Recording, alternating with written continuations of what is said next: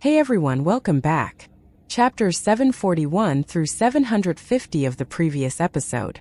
Qian Ping'an leaves Mountain Cliff Academy and journeys north to the Stonebrush Nation alongside Ma Dui and Zheng Yi. Balancing fist stances and qi refinement, he provides financial aid to defeated soldiers and coordinates local kanji stalls. Upon learning via a flying sword from Lu Laoqing that the Great Li Empire is expanding into Bamboo Scroll Lake, Qian Ping'an sends his companions to Staying Pass for safety and rows back alone to Cyan Gorge Island to confront the shifting tides of war and secure a peaceful future. If possible, you can support me via PayPal or become a channel member to help me keep this channel running. Thank you. Now let's get back to the story of Sword of Coming audio series. Chapter 751. Qian Ping'an traveled to Cyan Gorge Island hurriedly, and he also departed Cyan Gorge Island hurriedly. In reality, it would have made little difference to the situation regardless of whether Gukan decided to leave or stay. In fact, Qian Ping'an was also unable to have any big impact at this moment. There were many things going on in the background, from the proclamation of the Great Li Empire Su Gaoshan, to the sudden change sweeping through Bamboo Scroll Lake, and then to the schemes of the cultivators in Palace Willow Island.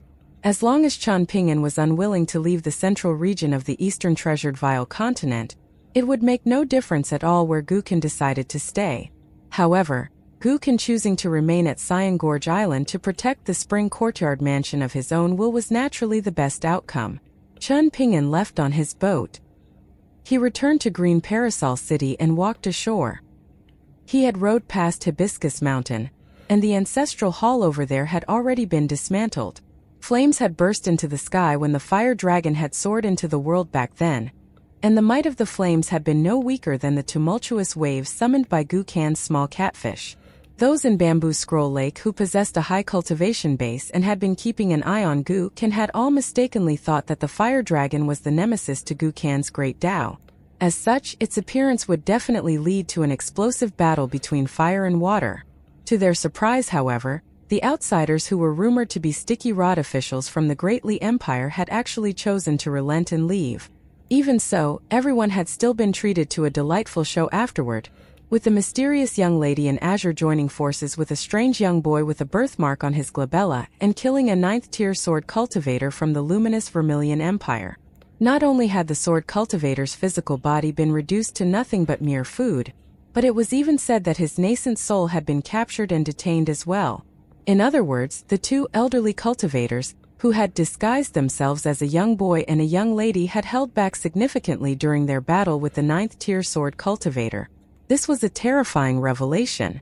Defeating an Earth Immortal and killing an Earth Immortal were two completely different matters. The gulf between them was like the gulf between heaven and earth. Qian Ping'an retrieved his horse from the inn after returning to Green Parasol City, and he visited the shop in the small alley again to buy a few more steamed meat buns with thin skin and scrumptious fillings. After eating his fill, he set off for the southeastern border of the Stonebrush Nation that connected the Ravaged Nation to the Plum Glaze Nation. The border pass in this region was called Staying Pass, and this was a fairly renowned location in the history books.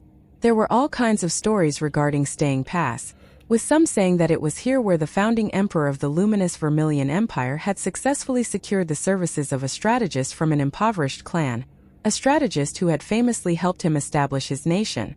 Some said that the strongest nascent-tier sword cultivator in the history of the luminous Vermilion Empire had felt strong despair after failing to comprehend Tao here, and he was ultimately unable to advance to the upper 5 tiers. In the end, he had used his intense sword qi to carve the character, staying onto the cliff face before passing away in regret. Because of the latter story, many sword cultivators from the central region of the Eastern Treasured Vile Continent and many sword practitioners from the cultivation world treated this small border pass in a vassal nation as a holy land that they needed to visit. They would stand under the cliff and admire the elegant demeanor of the character. Staying. Although travel-worn, Qian Ping'an managed to travel hastily and make his way to Staying Pass before the arrival of autumn. He met up with Zheng Yi and Ma Dui, who had already been waiting here for a long time. Ma Dui and Zheng Yi both breathed a long sigh of relief upon seeing the familiar figures of Mr. Qian and his horse.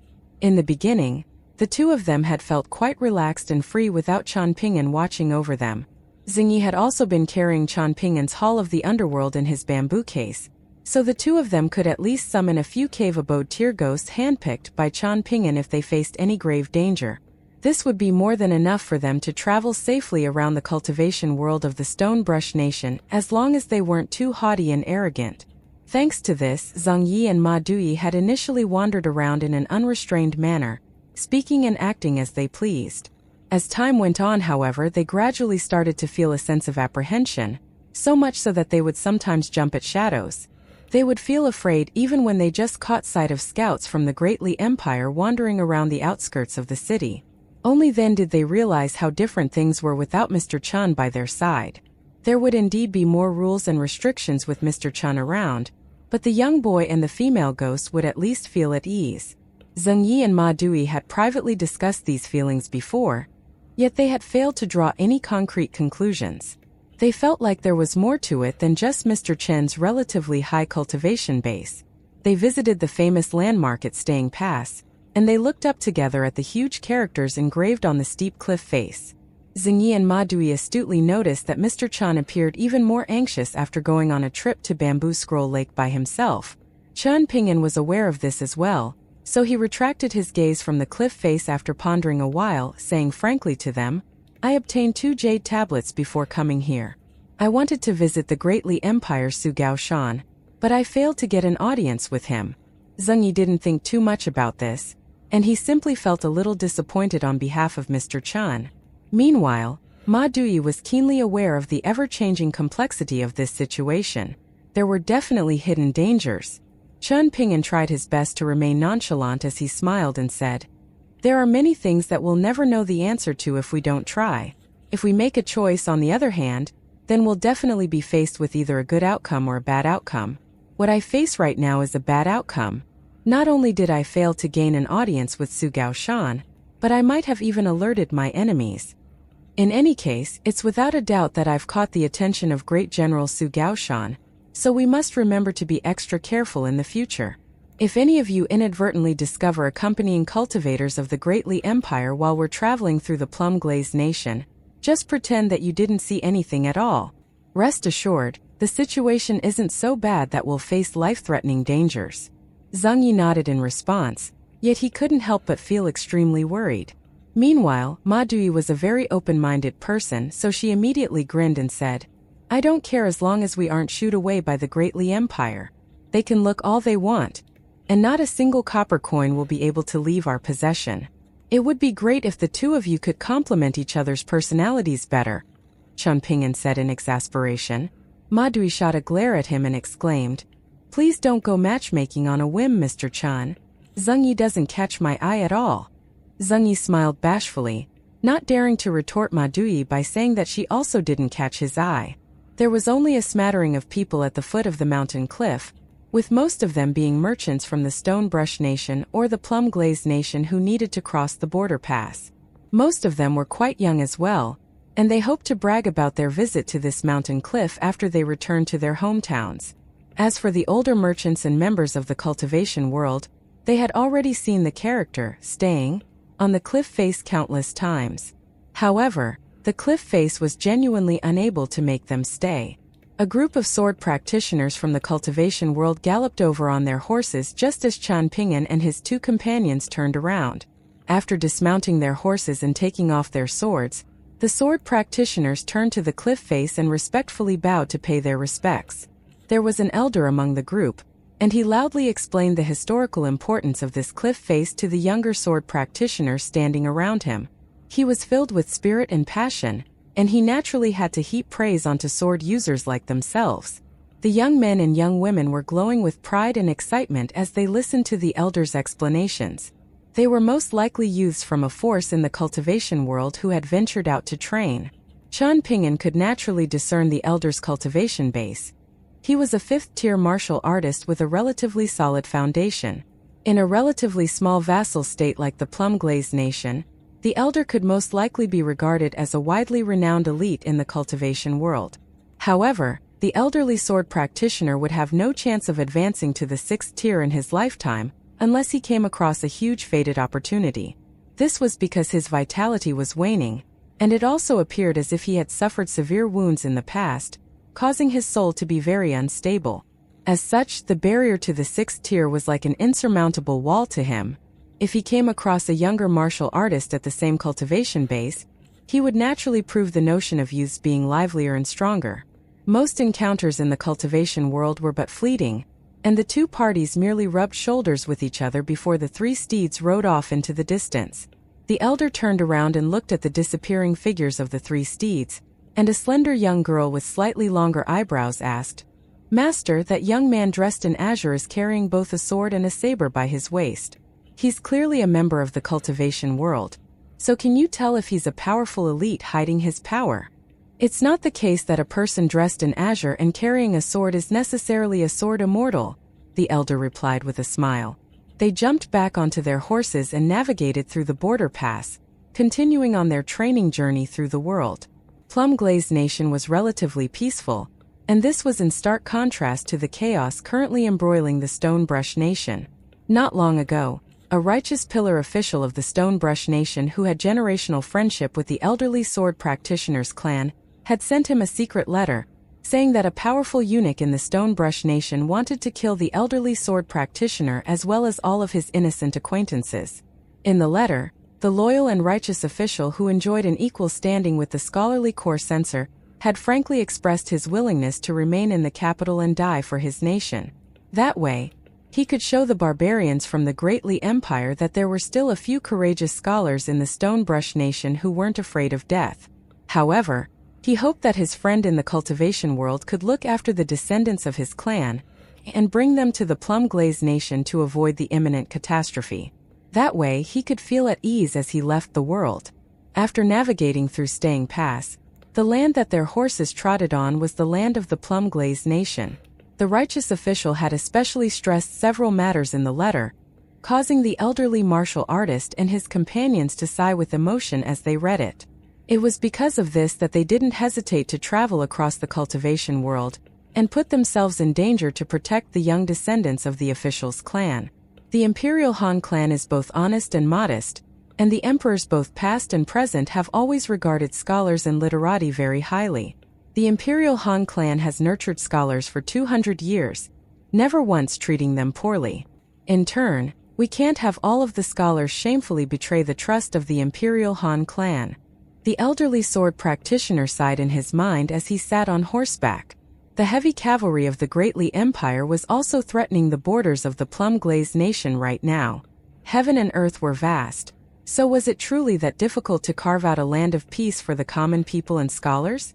The elderly sword practitioner, accustomed to seeing violent bloodshed and significant changes in the cultivation world, had a thought hidden in the depths of his heart, one that he couldn't tell anyone. It would have been better if the barbarians of the Great Li Empire had managed to defeat and conquer the luminous Vermilion Empire first. Following the huge chaos, they could have perhaps found the opportunity to rule over the entire region. No matter what, that would have been better than the current situation where the armies of the Great Li Empire were like several sabers hacking into the vassal states of the luminous Vermilion Empire. It was as if they were being slowly hacked apart by dull blades. And who would suffer the most during this process? Was it not the common people? Disregarding all other aspects, the barbarians of the Great Li Empire were truly ruthless on the battlefield, killing without restraint as they invaded the various nations. Casting one's gaze further north where the haze of war had already settled over the past few years, however, one could see countless people gradually returning to their homes having previously fled during wartime. As these people returned home, the scholarly officials of the Great Li Empire overseeing these conquered lands had indeed done many humane things. However, such viewpoints would immediately be shouted down as wrong and traitorous if he dared to speak them. That being the case, the elderly sword practitioner could only entertain his thoughts with a few swigs of wine. Elsewhere, the 3 steeds continued to gallop forward. Chen Ping'an continued to help the ghosts and Yin entities fulfill their various final wishes. At the same time, Zheng Yi and Ma Dui continued to organize and set up kanji stalls and medicine shops. However, the Plum Glaze Nation was relatively peaceful right now, so there wasn't all that much for them to do. The world had been plunged into turmoil, and times were as difficult as could be. The common people were confused and afraid, yet there was little they could do to improve the situation. Chen Ping'an and his 2 companions came across a very strange situation on the banks of a stream in the mountain wilderness. a group of bandits blocking the path to rob people, were unexpectedly frowning deeply as they faced off against a middle-aged Taoist priest lying on a huge rock in the middle of the stream. The middle-aged Taoist priest was nothing but skin and bones, and he hailed from an unorthodox Taoist sect in the luminous Vermilion Empire. He was at the cave abode tier right now, and he had initially felt like he should leave the mountains to help the suffering people now that the world was so chaotic. However, he had unexpectedly come across a naturalist in coarse clothes who was extremely skilled in the art of anthroposcopy. The naturalist was indeed impressive, and after observing the Taoist priest's appearance, he had concluded that the Taoist priest was a pitiful person destined to die young and fated to suffer hunger and thirst. The middle-aged Taoist priest was filled with deep sorrow, so he immediately started to wallow in grief and wait for death. The bandits who had fled to the Plum-Glaze Nation from the Stonebrush Nation had just completed a transaction and earned many silver coins, and they had coincidentally come across the strange Taoist priest when stopping by the stream to rest. They had almost killed the Taoist priest with a single saber strike, yet the Taoist priest had surprisingly become overjoyed and begged for his assailant to attack him quicker. This caused the young bandit to falter and mumble in his mind, eventually losing the courage to follow through with his attack. The Taoist priest was hell-bent on seeking death, so he had lectured the haughty bandits who possessed a strong track record of attacking and robbing people. He lectured them about fortune, calamity, cause, and effect. He was an official immortal at the middle 5 tiers, after all, so it was only natural that he possessed the necessary knowledge and eloquence to deliver his lecture. However, he failed abysmally in his attempt to enrage the bandits, and he instead frightened them into exchanging apprehensive glances with one another. In the end, it was surprisingly the bandits who started to persuade the middle-aged Taoist priest not to throw away his life so lightly. And thus, Qian Pingyan and his 2 companions encountered a very strange situation. The bandits no longer felt the desire to kill and rob people. In any case, they didn't feel like Qian Pingyan and his 2 companions were easy targets either. As such, they purposely turned a blind eye to the 3 steeds. Meanwhile, Qian Pingyan didn't have any issues with the bandits or the middle-aged Taoist priest. The 2 humans and 1 ghost dismounted their horses and cleaned the horses' noses, after which they started a fire and began to cook. They did what they needed to without worrying about the other people. The middle-aged Taoist priest saw that the bandits no longer wanted to kill him. He possessed a fairly strong physique being at the abode tier, so he wouldn't die of natural causes anytime soon either. He could only lie on the large rock and wait for death to slowly arrive. The middle-aged Taoist priest naturally would have stepped forward to stop the bandits if they had decided to rob the 3 new arrivals. That way, he could gain a small amount of hidden virtue before he died, allowing him to reincarnate into a better life. At the very least, he hoped to have a longer lifespan where he could continue to cultivate. Qian Pingyan held a rice bowl and squatted beside the river. The bandits nearby were almost about to eat as well. A young and short-tempered bandit caught Qian Pingyan's gaze, and he shot a glare at Qian Pingyan and exclaimed, "What are you staring at? Have you never seen a powerful hero eating before?" A leader of the bandits walked over to the large rock to kindly offer the middle-aged Taoist priest a bowl of rice, saying that it wouldn't do to lie there and wait for death. Instead, he suggested that the Taoist priest could head to some mountain peak or stand under a tree when there was a thunderstorm, seeing if there was a possibility that he could be struck by a bolt of lightning and cleanly end his life once and for all. The middle-aged Taoist priest found this quite reasonable, and he started to contemplate whether he should head to the markets to purchase a thick metal chain. Even so, he still turned down the bowl of rice, saying that he wasn't hungry at this moment. He then started to waffle on again, persuading the bandits to change their ways and become good people since they were already showing signs of budding kindness. The world was chaotic right now, so rather than being bandits, wouldn't it be better for them to work as armed escorts? The leader of the bandit group was quite enticed by this proposal. He stood up with the bowl of rice and walked away from the huge rock in the middle of the river, returning to the group of bandits and proceeding to discuss this matter with them. Qian Pingyan found this very interesting. After finishing his rice, Qian Pingyan tapped his foot on the ground and hovered toward the gigantic rock, with the sleeves of his azure shirt billowing slightly in the wind. He gracefully landed beside the middle-aged Taoist priest.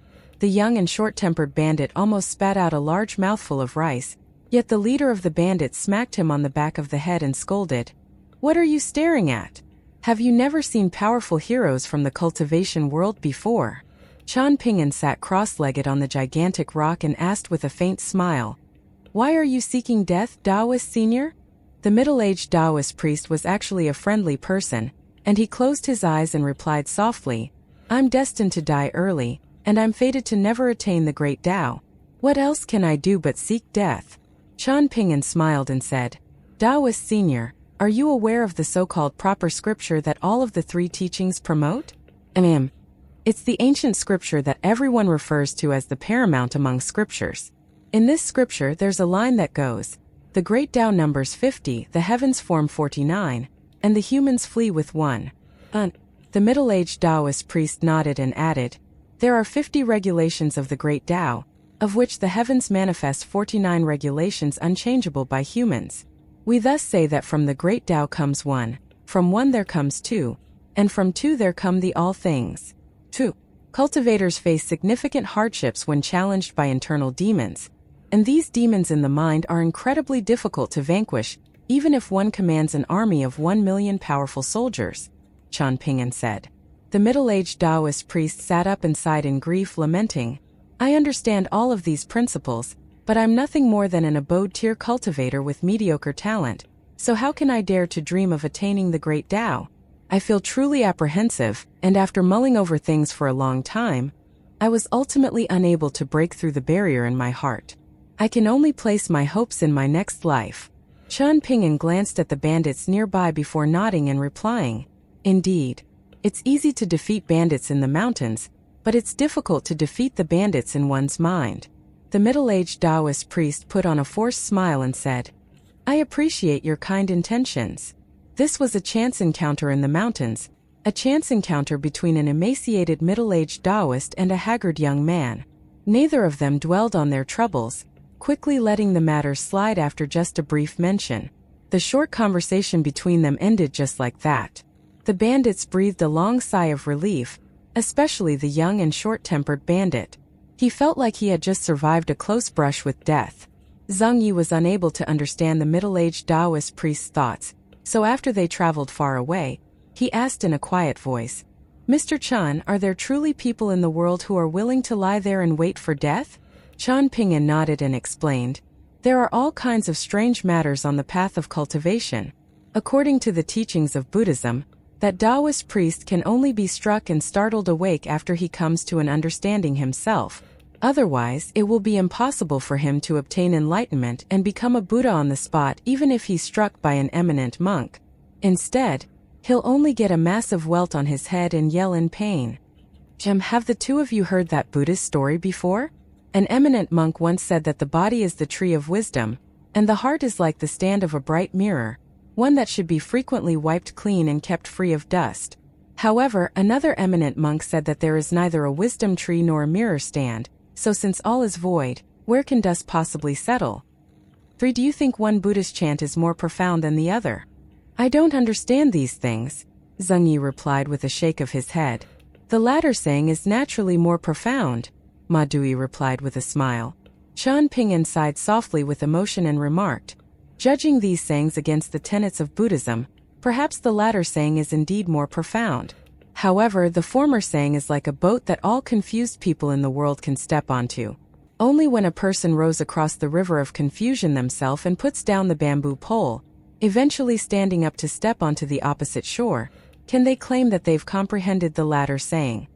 Gradual enlightenment is the foundation for sudden enlightenment, and it must be said that the notion of sequential order also exists in this area.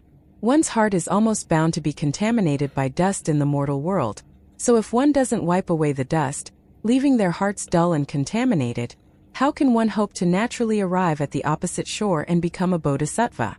Qian Ping'an smiled and added, both sayings are good and correct, and I'm talking to the two of you about this because I heard some scholars discussing Buddhism while I was traveling around the Azure Phoenix Nation in the past.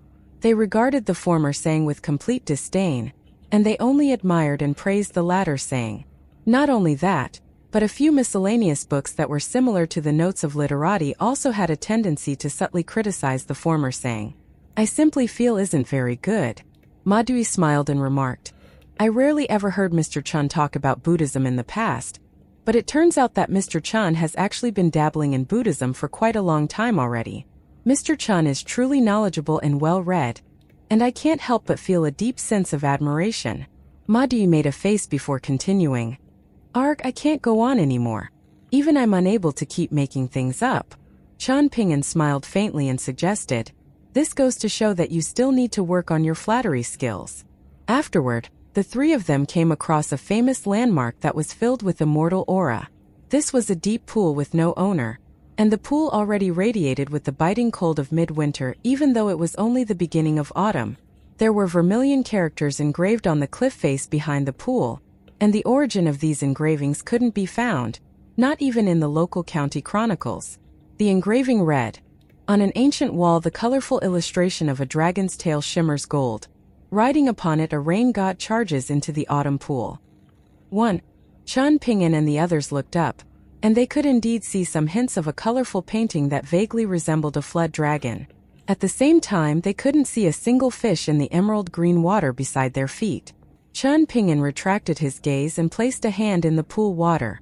There was a cool sensation, and Chan Ping'an was involuntarily reminded of Ruan Qiong's blacksmith shop that was constructed on the bank of the river in his hometown due to the strong yin energy of the Dragon Whisker River. The deep pool in front of him was also suitable for tempering sword blades, yet no sword cultivator had built a thatched cottage here to cultivate for some unknown reason. Chan Ping'an hurriedly retracted his hand all of a sudden. As it turned out, the chilly yin energy of the deep pool wasn't pure at all. Instead, it contained a strong and sinister yin aura, one that appeared like a ball of utter confusion. Even though this aura wouldn't harm one's body straight away, it was a far cry from being pure and clean. It was no wonder that there was no one tempering their sword here. This sinister aura was a huge taboo for sword cultivators. There were presumably some interesting historical stories about this place. This place was perhaps similar to the Parasol Leaf Continent's Flying Eagle Fortress and Ascending Sun platform. Afterward, Chan Ping'an and his two companions passed many villages and cities as they traveled around the plum-glazed nation. There were little children who were apprehensive of the mighty horses that they had seldom seen before, causing them to run away and hide in the depths of the trees and flowers. They occasionally came across unremarkable vagrant cultivators as well, and they also came across large envoys of exuberant people beating drums and striking gongs as the groom traveled over to pick up the bride. They traversed mountains and crossed rivers as they traveled thousands of kilometers, and they inadvertently came across the remnants of a barren grave hidden among the long grass. They found the hilt of an ancient sword embedded in the tombstone, and the sword hilt still radiated with piercing sword chi even though it had already been left here for hundreds upon thousands of years.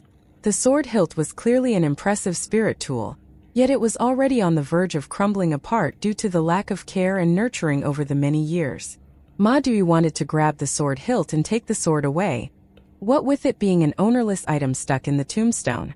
After all, she might be able to fetch a good price for it after she repaired and tempered it for a while. However, Chan Ping'an didn't agree, saying that this was an immortal tool used by a Taoist priest to stabilize the feng shui of this area.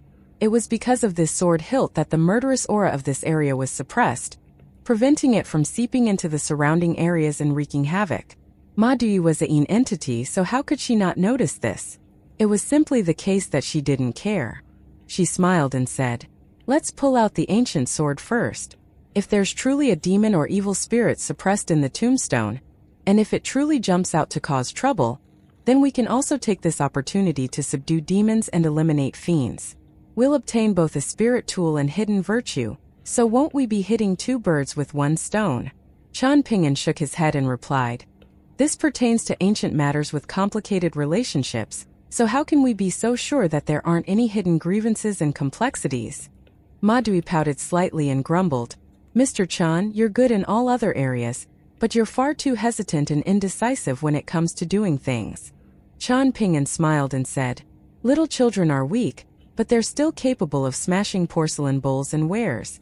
Their actions can also be viewed as a form of decisiveness. Zhang Yi can also display such decisiveness, and he would have been able to immediately kill that group of bandits if he had wanted to. You can show such decisiveness as well, and it would have naturally been even easier for me." Chan Ping'an sighed with emotion and continued, "The gathering of human minds is a very terrifying matter. When a single person enters a peaceful and serene ancient temple, they'll feel a sense of respect and fear when they offer incense and worship Buddha. If the ancient temple becomes noisy and bustling with crowds, however, then one might lose their sense of respect and fear. Taking this to the extreme, someone might even think about scraping the gold coating off the statues of the Buddhas. In fact, they might even act on this impulse. As they rode through the unmarked burial ground, Jian Lai suddenly turned around and looked back. However, he didn't see any other humans or ghosts. When they stopped to rest beside a lake located deep in the mountains one time, Zhengyi casually picked up stones and tossed them into the water. Meanwhile, Ma Dui chose a serene location to sit by herself, taking off her shoes and dipping her feet into the cool lake water. She stretched her body lazily, and there was a wide smile on her face as a dragonfly coincidentally flew back and forth overhead before landing on her hairpin. Ma Dui stopped her movements, wanting the dragonfly to stay for a moment longer.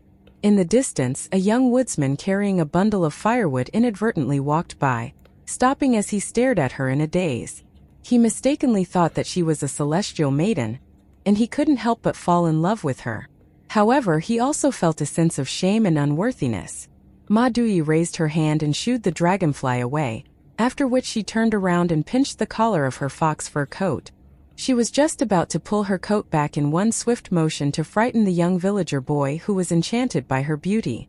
However, Jian Lai immediately threw a small stone in her direction, knocking her fingers away from her collar. Ma Dui turned around as if she had been wronged, swinging her legs and kicking up huge splashes of water. The young woodsman hurriedly ran away. He didn't plan to reveal this encounter to the other villagers who were the same age as him. He had seen a beautiful immortal big sister by the lake, and he decided that it would be enough for him to silently cherish this memory. When the three steeds arrived at a prosperous county city, even Jian Lai was given an eye-opening experience. There was a drunken scholar running around in disheveled clothes, with his entire chest exposed as he swayed left and right. He was filled with confidence, and he had a young scholarly attendant carry a large bucket of ink for him. Using his head as a calligraphy brush, the drunken scholar then proceeded to write on the ground. There were also servants of the drunken young man trailing behind him at the end of the street, and sitting beside these servants were several buckets filled with well water. They were waiting to clean up the mess and wash the streets after their young master finished with his craziness. This wasn't a tiring job per se, but the servants would definitely feel tired after seeing everyone roll their eyes at them. They were furious at their bookish and crazy young master, yet they didn't dare to voice their dissatisfaction at all. After asking around, Jian Lai was surprised to discover that the drunken young scholar was actually a county lieutenant with many achievements. Jian Lai stopped on the side of the street with his horse, and he saw the county lieutenant plunking down on the street in exhaustion. The drunken young man was covered in ink and reeked of alcohol, making him smell as strange as could be. He forcefully slapped the ground with his palms, laughing loudly and exclaiming, "I honor and pay respects to the deities with my calligraphy, so dare I ask, do the deities have the courage to provide me with some guidance? Where are the sages of the past and present? Come, come, come. Please come here and have a hearty drink with me." However, the young county lieutenant suddenly started to wail in grief, lamenting, "When I was in the capital, I once saw a princess fighting for the right of way with a coolie. I was able to comprehend the true intent of calligraphy from this chance encounter, and I was further able to comprehend the divine intent of calligraphy when I saw the princess holding a flower in the temple afterward.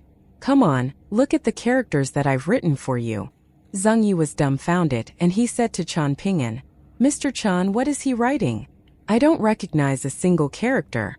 Jian Lai forcefully suppressed a chuckle, pointing at the street and explaining in a quiet voice, "He's using the unrestrained cursive script to write a poem about the worries and grudges of unmarried young maidens." The poem that he just finished writing reads, "Bright moonlight seeps through the windows, the glimmer in her eyes beautiful and delicate, drinking sweet rice wine with a gentleman." He's most likely writing a love poem for himself from the perspective of the young woman whom he likes. However, his calligraphy skills are truly very impressive. In fact, it's as good as it can be. I've never seen such good cursive script before. I have seen paramount masters of regular script and semi-cursive script before, but this is the first time I've seen someone with such immense skills in cursive script. In the end, Qian Ping'an said, "Don't feel like the county lieutenant is spewing nonsense. His writing genuinely possesses divine intent. It's only because the spiritual energy in this area is thin that the door gods and ghosts are unable to persist in the open for too long. Otherwise, they would have truly made their way here to admire and pay respects to his calligraphy work." Qian Ping'an suddenly smiled and strode forward with his horse, making his way to the drunken and love-struck county lieutenant who was bleary-eyed and collapsed on the street. "Let's go, let's buy some calligraphy works from him. We'll buy as many as we can. This is an investment that's sure to make money. It's countless times more profitable than the two of you toiling away to find cheap treasures. However, the condition is that we'll need to live for 100 years or even several hundred years first." Zheng Yi and Ma Dui exchanged a glance. Had Mr. Chen gone crazy as well? Qian Ping'an walked up to the young county lieutenant who was lying face up on the street and asked with a smile, "I have some fine wine that's no inferior to the wine of immortals, so can I use this wine to buy some calligraphy works from you?" The bleary-eyed county lieutenant bobbed his head and replied, "Why don't you beg me?" "I beg you." Qian Ping'an nodded and said with a smile. The county lieutenant suddenly burst into tears of grief, wailing, "You're not the princess, so why are you begging me? Do I want you to beg me? Go away, go away, go away. I'm not going to sell anything to you. I won't sell a single character to you." Qian Ping'an turned around to look in Ma Dui's direction, and when everyone else followed his gaze, he quickly flicked his wrist and retrieved from his minimization treasure a bottle of well-water immortal wine that he had purchased from Wasptail Ferry Station. He let go of his horse rein and cracked open the clay seal of the wine pot, squatting down and offering the wine to the county lieutenant on the ground. "Are you going to sell me your calligraphy works or not? You can answer this question after you have a taste of the wine first. If you're still unwilling to sell them after tasting this wine, then just treat this as me expressing respect for the cursive script that you've written on the ground." The county lieutenant sat up and accepted the pot of wine, throwing his head back and guzzling down the contents. After drinking the entire pot of wine in a single breath, he casually tossed away the empty pot before shakily standing up and grabbing Qian Ping'an by the arm, asking, "Do you have any more wine?" "Yes, I do, but I only have a small amount left," Qian Ping'an replied with a smile. The county lieutenant was delighted and he said, "Come on, let's go to the shitty county office. I'll compose some works for you there, and I'll write as much as you want, as long as you have enough wine, of course." Ma Dui rolled her eyes upon hearing this. Where was his pride and backbone as a scholar? Meanwhile, Zheng Yi felt slightly happy. It was rare to see Mr. Chen in such a good mood. After arriving at the county office, the young county lieutenant swept away the mess of books on the table and instructed his scholarly attendant to bring him paper and grind some ink. Qian Ping'an placed a pot of wine beside the county lieutenant. On the wall of the room were characters written in wild cursive script that even the young county lieutenant couldn't recognize after he recovered from his drunken stupors. He drank some wine before burping and asking, "Go on, what do you want this crazy person to write? Which sharp-eyed official or noble are you gifting these calligraphy works to? Actually, forget about it, I don't want to know about any of this. I don't care what you want me to write, and I'll simply write whatever I feel like writing. Characters mystical and ever-changing like mist spreading across paper. Even wind and rain must exclaim in admiration." Sure enough, the county lieutenant wrote whatever he wanted to write. He would often write countless characters in a single stroke, and Zheng Yi had a nagging feeling that they would definitely lose money from this transaction. In the end, the county lieutenant who could hold his alcohol but couldn't rein in his drunken behavior composed a dozen or so calligraphy works of varying sizes. Only then did he collapse to the ground and fall asleep in drunkenness. Qian Ping'an spent 5 pots of wine in total, well-water immortal wine, osmanthus wine from Old Dragon City, and crow call wine from Bamboo Scroll Lake. The young county lieutenant wasn't truly able to drink so much, and he had only gone through so many pots of wine because he spilled more than he drank. This hurt to watch for Ma Dui, and she couldn't help but lament his absolute waste of the precious pots of wine. Qian Ping'an packed away the calligraphy works and left the county office. The three of them walked away with their horses, and Ma Dui couldn't help but ask, "I can tell that his calligraphy works are good, but are they truly that good? These immortal wines are worth quite a lot of snowflake coins, but when converted into silver, will a work of calligraphy truly be worth tens of thousands of silver coins?" Qian Ping'an laughed heartily after obtaining the calligraphy works, and it was as if he had also had too much to drink. His voice was filled with confidence as he replied, "You guys don't believe me? Then just wait and see. When you come here again in the future, this street will have definitely become widely renowned already. Hundreds upon thousands of years later, the entire county city will still be benefiting from the county lieutenant even if he's already passed away. He'll definitely be remembered by the future generations." The three steeds slowly left the small county city, and at this point in time, the residents of the county city were still treating the drunken county lieutenant as a hilarious joke. However, they were unaware of just how many calligraphy masters and literati in the future generations would feel profoundly honored to be able to personally witness the works of this county lieutenant. The Mid-Autumn Festival arrived, and the families in the Plum Glaze Nation were still able to gather together to celebrate. However, the same couldn't be said for the Stonebrush Nation. When the Mid-Autumn Festival rolled around again next year, perhaps the Plum Glaze Nation would be suffering the same tragedy that the Stonebrush Nation was suffering right now. There were many spirits and beasts in the wilderness. Once again, autumn departed and winter arrived. When Qian Ping'an finished traveling around the Plum Glaze Nation and was just about to return to Bamboo Scroll Lake again, he relied on his outstanding eyesight to detect something atop a tall mountain peak located in the depths of a desolate mountain range. He surprisingly saw an old ape in tattered clothes hanging upside down with iron chains wrapped around its body. The old ape bared its teeth and hissed with a twisted expression when it noticed Qian Ping'an's gaze, and even though it didn't roar, its cruel and violent aura was enough to frighten people to the core. There was a man-made stone cave near the hanging ape, and when Qian Ping'an looked over, a young and haggard monk stood up and locked gazes with him. The young monk put his palms together and silently bowed in greeting. Qian Ping'an emulated the young monk, also putting his palms together and bowing his head slightly in greeting. "What's going on?" Ma Dui asked in curiosity. Qian Ping'an shook his head and didn't say anything. Only when they left the mountain range did Qian Ping'an finally say, "An eminent monk is displaying huge willpower to subdue an unrestrained ape that's the manifestation of his internal demons." Ma Dui clicked her tongue in wonder and remarked, "He was actually able to manifest his internal demons? Was that monk an earth immortal?" Qian Ping'an nodded and replied, "He's a mighty figure living in seclusion." Over at the stone cave, the young monk sat back down on his straw mat, yet he quickly stood up again and exited his stone cave in a single stride, walking on the wind and hovering in the sky. He locked gazes with the old ape that had suddenly calmed down, and he could see the complicated mix of emotions in the latter's eyes. There was fury, resentment, pleading, pity, and ridicule. The monk looked over, appearing slightly puzzled at the situation. Why was his internal demon behaving so strangely today?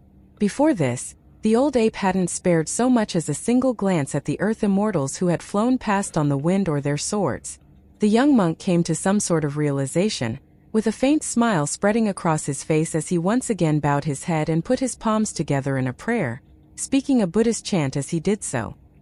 He then returned to his stone cave and continued to sit in silence. An old and expressionless cultivator with desolation in his eyes appeared at the unmarked burial ground and stood in front of the tombstone that had an ancient sword embedded in it.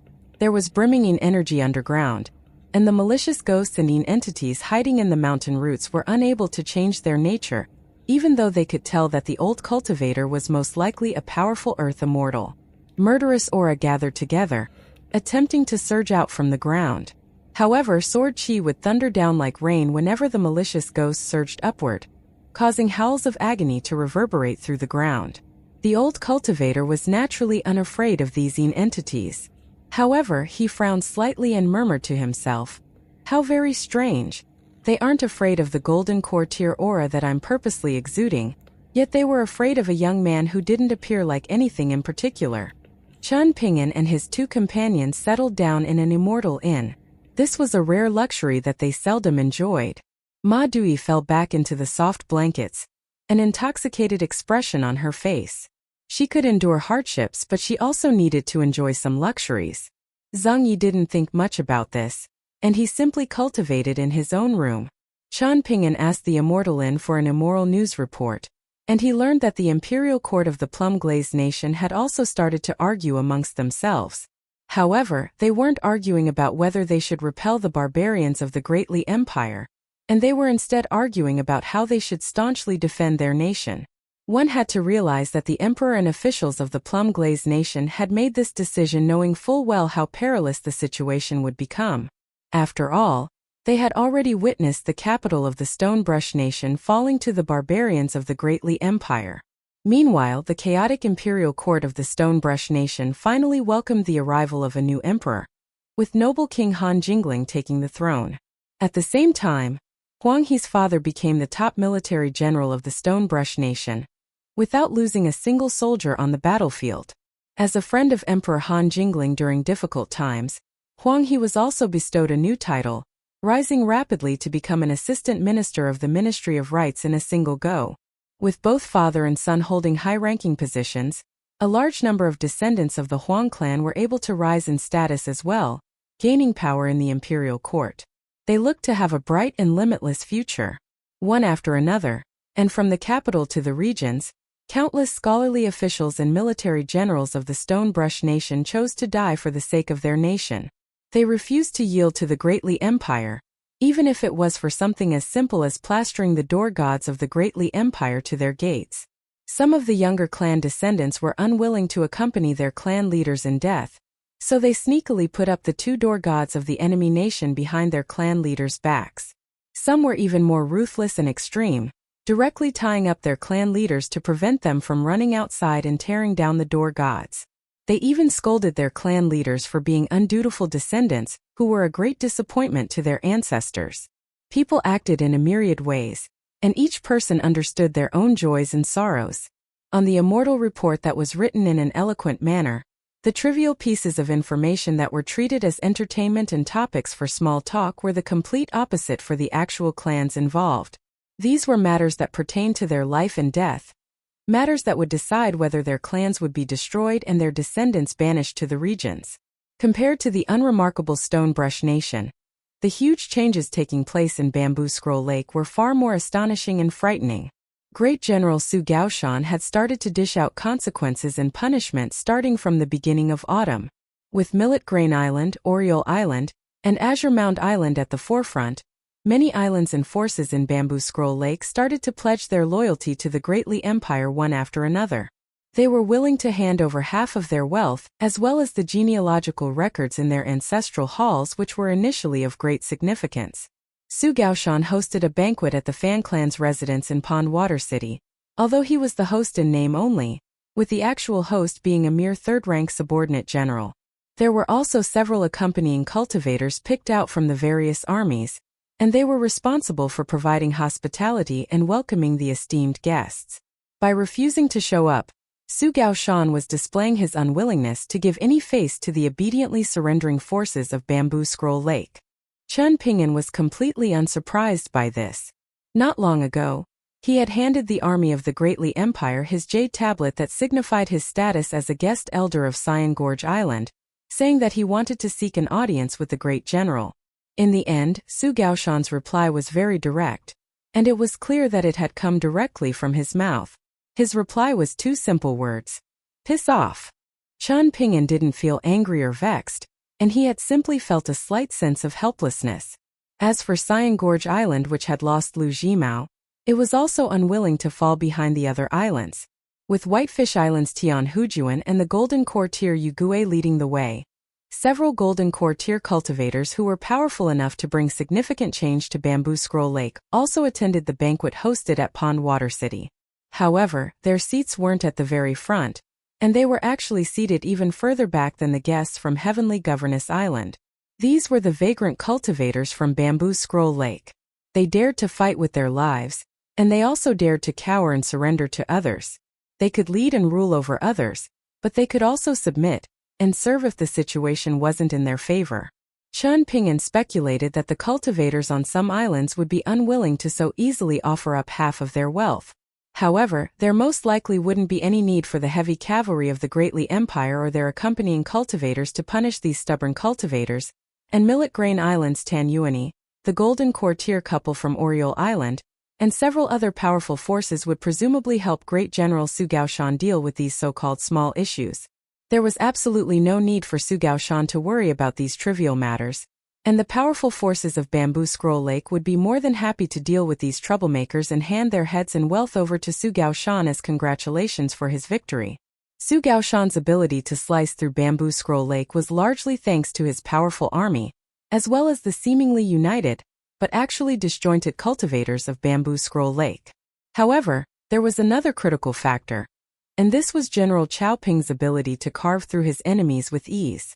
Of course, the most important factor was that Song Chongjing would personally accompany a prince of the Great Li Empire to inspect the border between Chao Ping's heavy cavalry and the army of the luminous Vermilion Empire. Chen Ping'an put down the immortal new report. He placed his hands inside opposite sleeves and fell deep into thought. There was still no verifiable news about Lu Jimao's life or death. Logically speaking, Su Gaoshan would show a stronger tendency to recruit someone like Lu Jimao, a person who understood how to judge the situation and act accordingly. Moreover, Lu Jimao was also the first person to pledge his loyalty to the Great Li Empire. The problem was the group of outside cultivators whom Lu Laoqing had described as unlikable. Their identities were still shrouded in mystery. By the looks of it, it was this group of mysterious cultivators who would determine the ultimate fate of Lu Jimao, with even Lu Laoqing unable to do anything but bite his tongue and accept the outcome. Even Su Gaoshan was unable to add icing to his meritorious cake and obtain a talented nascent tier guest elder for the Great Li Empire. These cultivators definitely had a powerful background. Chen Ping'an pinched his glabella. Was it the severely weakened Parasol Leaf sect? Had they gritted their teeth and steeled their heart, making a decision to relocate to Bamboo Scroll Lake? However, the price they needed to pay for doing this would be far too large. The cultivators of the sect could march mightily into a new continent, but the fortune of the mountains and waters that the Parasol Leaf sect had nurtured for thousands of years in their territory could only be abandoned and left behind. Apart from the spiritual energy of Blessed Lands being a notable exception, relocating forces didn't need to dream about taking any spiritual energy with them when moving to a different continent. The cultivators of the Parasol Leaf sect were already showing signs of division, so the huge commotion of any potential move would only make them a bigger target for others. They would definitely have chunks torn out of them. Moreover, when it came to matters pertaining to the Great Tao, even powerful sects that didn't lack righteousness like Peace and Tranquility Mountain and the Planchette Writing sect would show utter ruthlessness if they decided to seize the opportunity to attack. In any case, cultivators of the Parasol Leaf sect were extremely arrogant and haughty, what with them having enjoyed a long period of time as the strongest force in a large continent. That being the case, would they truly be willing to run to the small eastern treasured vile continent to establish their new base? Not only that, but they would even have to yield to the mortal empire run by the Imperial Song clan. It would seemingly make more sense if the relocating force was the Planchette Writing sect. However, it didn't make sense for them to target Lu Jimao, and it made even less sense for them to show ill will and scheme against Chen Ping'an. Chen Ping'an stood up and walked over to the window. This immortal inn was constructed on the bank of a large river, providing him with a wide field of view. He could see the roaring river outside his window, with the coming and going boats appearing as small as grains of rice in the distance. The plum-glazed nation was filled with numerous crisscrossing waterways, and this was perhaps one of the reasons why they dared to battle to the death against the Great Li Empire. There were warships sailing against the current on the river, yet such was the width of the river that even the warships that held 10,000 soldiers looked like nothing more than light feathers in the water. Chen Ping'an rested his arms on the windowsill. Zengyi and Ma Dui arrived together, saying that they wanted to visit the water god temple of the Spring Flower River. It was said that the temple was especially efficacious in granting people's wishes, and the water god in the temple also liked to tease and toy around with mortal humans. Chen Ping'an wasn't interested in these things, so he told Zhang Yi and Ma Dui to visit the water god temple themselves. However, he reminded Ma Dui to apologize after entering the temple, seeing that she was a ghost in a fox fur coat right now. She needed to explain her intentions to the water god temple. Otherwise, she would be offending and provoking the deity as per the rules of these temples. If conflict broke out, Zhang Yi and Ma Dui would be in the wrong no matter what, and at that time their only option would be to spend money to get out of trouble. If that happened, they would have to pay out of their own pockets instead of using Chen Ping'an's money. Ma Dui smiled and said that she understood.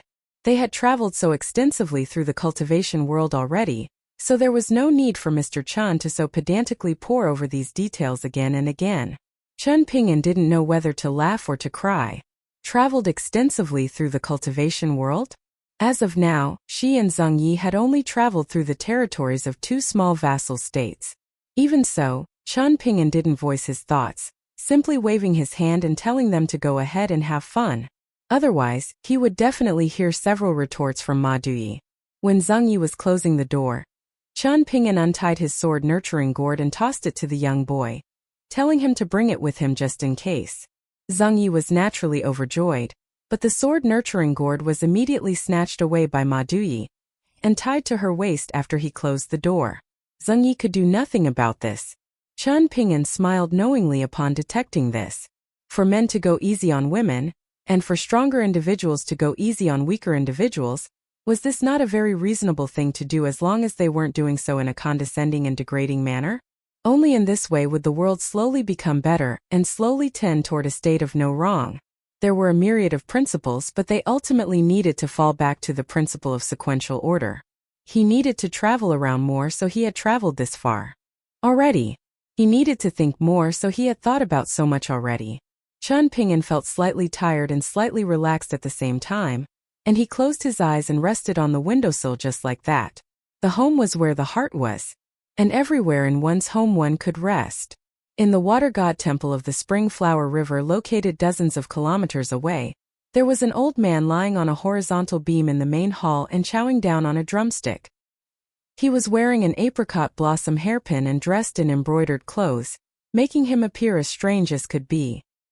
He suddenly shivered at this moment, almost throwing his greasy drumstick at the head of a worshipper in the main hall. The old man started off as a spirit in the river, and it was thanks to a stroke of fortune that he had encountered and received guidance from a noble scholar from Lakeview Academy. This allowed him to craft a gold statue and become an official river god, who enjoyed the worship of the mortal world. He leaped up and transformed his body into an air current, rising through the roof of the main hall before surveying the surroundings. The old river god appeared extremely flustered as he bowed in all directions, saying in an apprehensive voice, "Which sage is honoring me with their presence? This minor god is truly honored and afraid." Meanwhile, the so-called culprit was taking a break from his busy travels and taking a nap against a windowsill. With morals and virtue as one's foundation, evil would shrink back and deities would give way. Outside the window, the river water flowed slowly as it had for thousands of years. Chen Ping'an only leaned against the windowsill and napped for a short moment, yet his mind already felt slightly more soothed and relaxed than before. This was quite a rare feeling, as it had already been far too long since Chen Ping'an had last enjoyed a good sleep. Zhang Yi and Ma Duyi were still yet to return, so Chen Ping'an couldn't help but feel slightly worried. As he expected, his journey through the Plum Glaze Nation was indeed filled with shadows after he met with Zhang Yi, took a quick trip back to Bamboo Scroll Lake, and entered the nation through Staying Pass. There was someone tailing him the entire time, and this person possessed an extremely high cultivation base and was able to conceal themselves very well, so much so that Chen Ping'an could only vaguely detect their presence very occasionally. Zhang Yi and Ma Duyi remained oblivious the entire time, and Chen Ping'an didn't reveal the situation to them either, lest they become anxious and make any mistakes as a result, causing further unnecessary trouble. Even though the person didn't display any sense of friendliness or hostility, Chen Ping'an still felt as if there were a stinging radiance cutting at his back. Few cultivators in Bamboo Scroll Lake could achieve this, and it would be beneath the unpolished jade tier Lu Laoqing to do something. The nascent tier Lu Jimao most definitely wouldn't do something either. As for the Imperial Song clan of the Great Li Empire, they were unwilling to complicate matters for themselves. In addition, Chen Ping'an was a citizen of the Great Li Empire, after all, and Liu Baixiang and the others had all become citizens of the Great Li Empire as well. Thus, even if the high-ranking officials outside of Cui Chan felt eager to target Chen Ping'an, for example the trusted subordinates of that imperial concubine, they definitely didn't possess the courage to cause trouble in Bamboo Scroll Lake. This was Cui Chan's go board, and the imperial preceptor cared greatly about rules and regulations whenever he did something. Of course, almost all of the rules in the Great Li Empire, from the imperial court to the army and from the mountains to the mortal world, had been single-handedly established by Cui Chanping was almost certain that the person tailing him was one of the outside cultivators who were staying at Palace Willow Island. They most likely weren't the leader of the group, since the matters at Bamboo Scroll Lake were of utmost importance to them. Otherwise, they wouldn't have rushed over to suppress Lu Jimao. The matters at Bamboo Scroll Lake required their leader to stay back in Palace Willow Island, so the person tailing Chanping was probably the second or third in command of the group of powerful outside cultivators. They were looking for an opportunity to make a move. The only fortunate thing was that they weren't looking to directly kill Chanping, and it appeared as if they hadn't come up with a flawless plan that left no hidden dangers yet. Once they decided to take action, however, they would definitely do so in a swift and ferocious manner. In regards to these matters, Chanping actually felt slightly thankful to Lu Laoqing in the depths of his mind. Not only did Lu Laoqing not take advantage of this opportunity to scheme against Chanping, nor did he spectate things from a distance, but he even gave Chanping a secret warning one time, informing him about the dangers.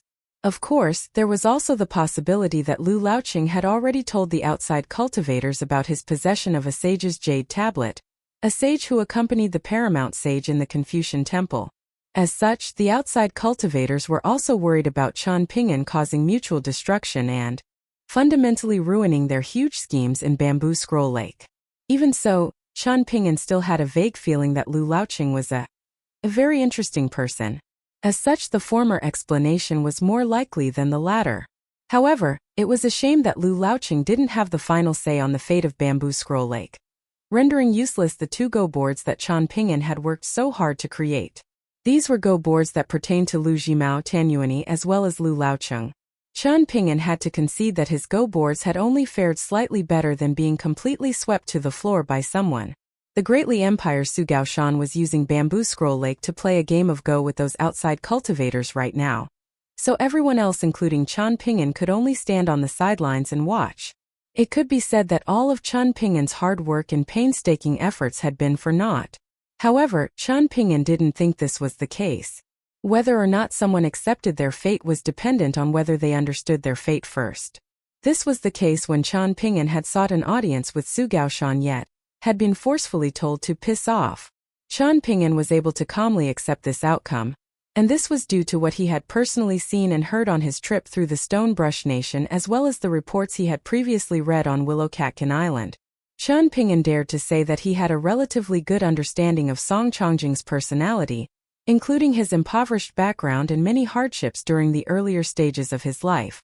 It was only afterward that he had been promoted to general thanks to his outstanding military achievements.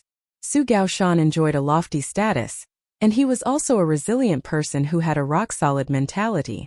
His mental state was already like that of powerful cultivators pursuing Tao.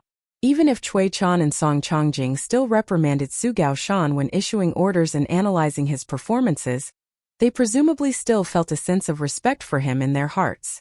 On the other hand, accepting fate was to obtain no reward after putting in extensive effort. This would of course lead to disappointment. In reality, this was no different from Zhang Ye's state of mind when he had appeared at Descending Falcon Mountain. Chanping wanted to grab his sword nurturing gourd and drink a sip of wine. Yet he suddenly remembered that his wine gourd was already hanging by Ma Dui's waist right now. He sat back down and thought for a moment, eventually deciding to take out the calligraphy works composed by the drunken and crazy county lieutenant. He unfurled the works and started to admire them, and he felt very fond of them no matter how he looked at them. The characters were written in a single breath, appearing especially carefree and unrestrained. Was this any different from the fist techniques of martial artists? The characters were beautiful in appearance and flexible in movement, with each aspect adhering to Tao. Was this any different from the sword strikes of sword immortals? The principles of the world would always share some similarities and parallels. Each calligraphy work was signed off with the various private seals of the young county lieutenant. However, most works were only signed off with a single seal, and it was extremely rare for a single work to be signed off with two seals. One of the calligraphy works was extremely boastful, reading, "If holding my works in front of water, fear not each character swimming away as a flood dragon. If holding my works while walking at night, even ghosts and gods will have nowhere to run." This calligraphy work was stamped with two seals, with one reading "Vigorous are young flood dragons." and the neighboring one reading Skinny Dragon Full Spirit. There was another calligraphy work on which he had directly used 3 seals in quick succession. Qian Ping'an could still vividly remember the young county lieutenant's actions and exuberant expression at the time, and had been like spirited calligraphy immortal and heartily laughing noble as he wrote, "I've come across an idiot using immortal wine to purchase my immortal calligraphy works. How satisfying." The seals respectively read, Kaiyuan, Changshu, and Ink Pond Immortal. Qian Ping'an put away the calligraphy works one by one. He was definitely going to treasure them and store them in Downtrodden Mountain. If in the future anyone asked him to sell these calligraphy works, he wouldn't sell them no matter how much he was offered. He was going to pass them down as family heirlooms. Qian Ping'an couldn't help but smile widely as he thought about this. Qian Ping'an stretched lazily and put his hands inside his opposite sleeves as he continued to gaze at the river. He had once engraved a beautiful line of poetry from some book onto a bamboo slip. The bamboo slip was small, yet the artistic conception that it conveyed was vast and grand. Autumn leaves covering a myriad mountains making the world appear boundless, bright moonlight illuminating the river making the water appear pure.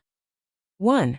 Gazing at the magnificent river outside, Qian Ping'an's mind unknowingly started to broaden as well. Mr. Qi, there was something that I still couldn't manage to do at Stalactite Mountain. After putting in more effort, however, I might be able to do this now. Zheng Yi and Ma Dui returned to the inn.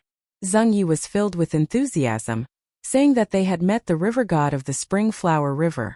The old river god was wearing a hairpin and dressed in embroidered clothes, and he had been extremely kind and friendly to them, going out of his way to greet them and personally take them around the water god temple. Ma Dui rolled her eyes, saying that the old geezer's gaze made her feel uncomfortable. The river god was very lecherous, constantly staring at her waist as he looked at the sword-nurturing gourd hanging by her side. Qian Ping'an felt like it would be inappropriate to comment on these matters. The Spring Flower River was the largest river in the Plum-Glaze Nation, and this was a nation that had always respected and revered water gods. With this in mind, the esteemed formal god of the Spring Flower River definitely wasn't a simple person.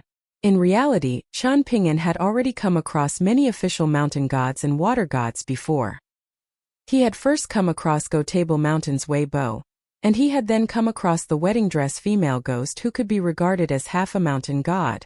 Afterward, there was the river god of the embroidered flower river who had appeared beside Gukan's father, and there was also the water goddess of the parasol leaf continent's burial river. While traveling north through the Great Quan Empire, he had come across 2 deities who were mortal enemies with each other, with the fight for territory between them rocking the mountains and water. Of course, there was also the water goddess of the White Swan River, whom he had encountered in the Yellow Court Nation's Purple Sun residence, a deity who made him feel a huge headache. Qian Ping'an wondered about the situation back at Downtrodden Mountain. How was the relationship between the little boy in azure and his good friend, the river god of the Imperial River, right now? The messenger flying sword sent to Cyan Gorge Island by Wei Bo and Zhu Lian mentioned this matter to some extent, but never to any great detail. They simply said that the river god of the Yellow Court Nation's Imperial River had obtained a peace and safety tablet, and had personally paid a visit to Dragon Spring Prefecture. The little boy in azure had welcomed him to Downtrodden Mountain, and in the end, the little boy in azure had treated him to some wine and seen him off in the small town. Afterward, the little boy in azure seldom mentioned his good and loyal friend. Qian Ping'an was slightly worried, but it didn't feel right for him to exhort the little boy in azure based on the little information he had gathered from the letters. In the eyes of other people, the little boy in azure's stubbornness in upholding loyalty was almost bordering on childish. However, Qian Ping'an had never disliked this side of the little boy in azure.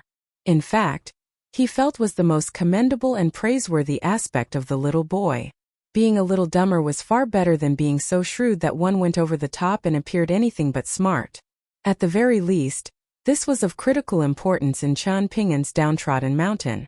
This was a small territory that belonged to Qian Ping'an, so he was free to establish the rules in this place and determine what constituted good and bad. This was similar to how the old Taoist priest of the Observing Tao Temple was the heaven, in the lotus flower-blessed land. There were many ways to be shrewd and compete with others in the world, and Qian Ping'an also acknowledged these behaviors that fell outside his delineations. In fact, it couldn't be said that he disliked these behaviors, and he instead felt like there were many things that he could learn from them. For example, the young son Jiashu, who oversaw a street that measured dozens of kilometers in length outside Old Dragon City, was more than just shrewd. He possessed a unique form of wisdom when interacting with the world. In the end, however, Chen Ping'an and Sun Jiashu could only bid farewell and head down different paths outside the ancestral residence of the Su clan. Regardless, Chen Ping'an's impression of Sun Jiashu was much stronger when he boarded the immortal ship and left Old Dragon City. The same grain could nurture and raise all kinds of different people. One who was willing to learn from the strengths of others would be less inclined to act stubbornly and split hairs. One also needed to become more aware of one's differences from other people, and only by deepening this awareness would one understand why some people enjoyed good lives while some people suffered miserable lives. Many thoughts tossed and turned in his mind, jumping from one matter to another.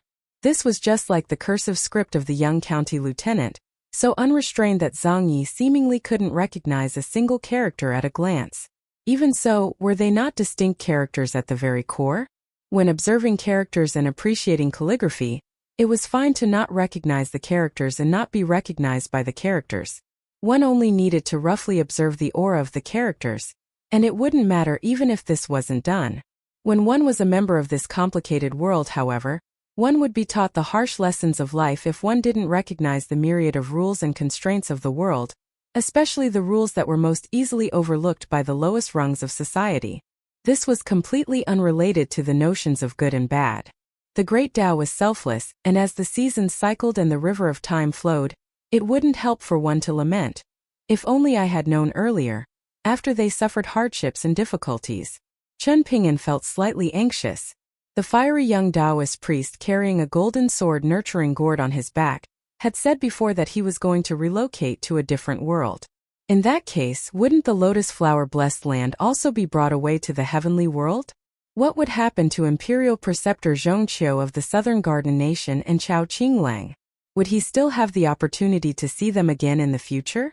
The flow of time in the lotus flower-blessed land was under the control of the old Taoist priest. So would Zhongqiu have already become an ancient historical figure enjoying an esteemed posthumous title in the Southern Garden Nation when Chen Ping'an visited the blessed land again in the future? And what about Chao Qinglang? Chen Ping'an always thought about Chao Qinglang, that kind-hearted young boy.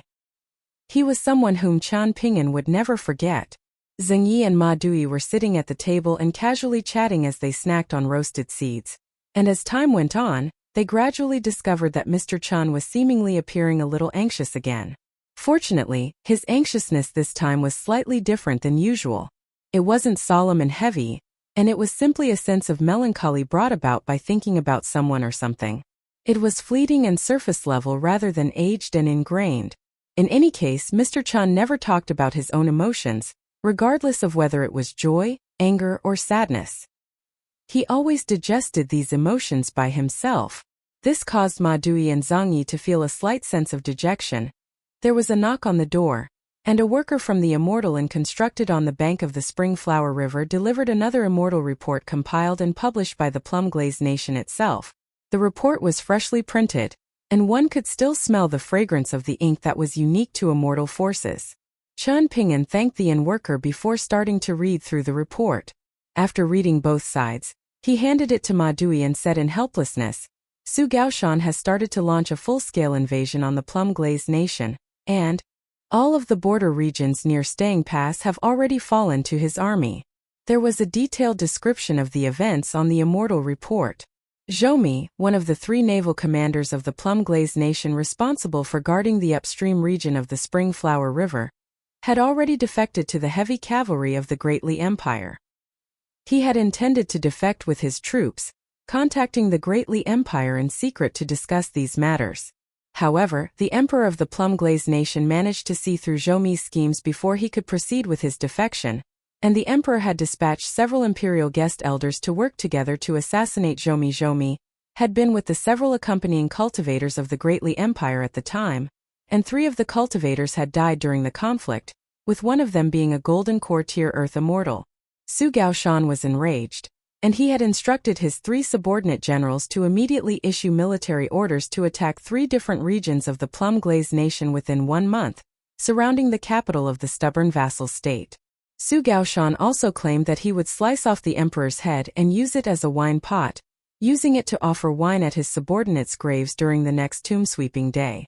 Zheng Yi watched on for the atmosphere. He didn't understand these matters anyway, so he simply sighed with emotion and exclaimed that the heavy cavalry of the Great Li Empire was truly very powerful and domineering. Cultivators from the mountains often didn't have very strong feelings for their home countries. The more one cultivated and the longer one was detached from the mortal world, the more nonchalant one would feel about these mortal conflicts. These cultivators would watch on coldly from the sidelines. Of course, there were also those cultivators with insufficient cultivation bases, meaning that they were not yet able to truly stand at the peaks of the mountains. As such, these cultivators would also be swept up by the unstoppable trends, forcing them to leave the mountains and enter the mortal world. It was because of this that Qian Ping'an felt a sense of respect for the middle-aged Taoist priest, whom he had met by the stream. The Taoist priest had voluntarily left the mountains to help the mortal people from dangers and hardships. However, the internal demons that arose during cultivation could bring about unspeakable difficulties that outsiders could do little to help resolve. Qian Ping'an didn't think that the only correct choice for the middle-aged Taoist priest was for him to muster his willpower and determination and continue to do good deeds in the mortal world. To think this would be to stoop to a low level. Ma Dui could see further and deeper than Zheng Yi, and she asked in puzzlement, "Why is Su Gaoshan so desperate to conquer the plum-glazed nation as quickly as he can? Even though I know nothing about military affairs, I was at least able to gather through our travels in the plum-glazed nation that the waterways here are crisscrossing and complicated. This makes things very difficult and unsuitable for the heavy cavalry of the Great Li Empire." Qian Ping'an smiled and replied, "We always refer to them as heavy cavalry from the Great Li Empire, but it's naturally not the case that the army genuinely only consists of cavalry. However, the heavy cavalry of the Great Li Empire is renowned throughout the world, so it's very easy for people to mistakenly think that the infantry units of the Great Li Empire are only SOSO. During the southward expedition of the Great Li Empire's heavy cavalry, which nation and vassal state hasn't suffered at the hands of the heavy cavalry's might? It's an inevitability of the unstoppable trend for the Great Li Empire to conquer the plum-glazed nation. However, what you said is correct. Compared to the price that Su Gaoshan paid for conquering the Stonebrush nation, he'll have to pay a heavier price to conquer the plum-glazed nation so quickly. Both the Great Li Empire and the plum-glazed nation will suffer more casualties, and perhaps Su Gaoshan is the only person aware of the secret reasons behind this need for speed. I believe that someone is most likely pressing Su Gaoshan and Chao Ping to act with force and swiftness. For example, Song Chongjing, the true backbone of the Great Li Empire's heavy cavalry." Ma Dui hesitated for a moment before asking, "Why does Mr. Qian seem slightly nonchalant about the wars? Do you care less about the death of the soldiers on the battlefields than you do about the lives of the ordinary people?" Qian Ping'an pondered for a moment before using his finger to draw a circle on the table, saying, "There's a saying from my hometown. Ceramic containers used to fetch water often break on the well opening, and generals at war often die on the battlefield. To join the army and head to war is to stick one's head out and wait for death. Take, for example, the military officering entity in the Taoist Enforcer Temple. Do you think he regretted dying for his nation? And what about those wandering soldiers and mercenaries who were pillaging the small county cities for food? Even though so many of his fellow soldiers died, was that young soldier truly willing to point his blade at the common people?" Qian Ping'an drew a bigger circle and continued, "The two of you might not be aware, but I visited a dog meat shop in the Stonebrush Nation and stopped a young dog spirit from the mountains from killing other people. I also gave him one immortal coin. But what if the demon tribe launches a full-scale invasion on the majestic world one day? If that day truly comes, what will I do if I come face to face with the fox spirit from that ancient temple and the dog spirit who abandoned his plan to kill other people? What should I do as I stand in front of the human cities and the common people? Should I stand on the battlefield and interrogate the demon tribe, asking them why they're trying to kill us? Should I ask them if they're willing to not kill us?"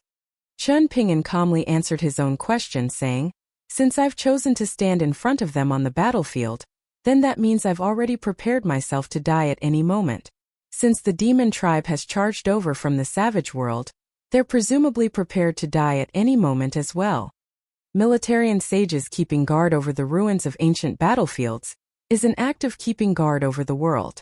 This is the same notion as Confucian sages keeping guard over Confucian academies and Taoist true lords keeping guard over Taoist temples. Why are there such favorable conditions for us regarding timing, geographical location, and human condition? Perhaps this is part of the reason.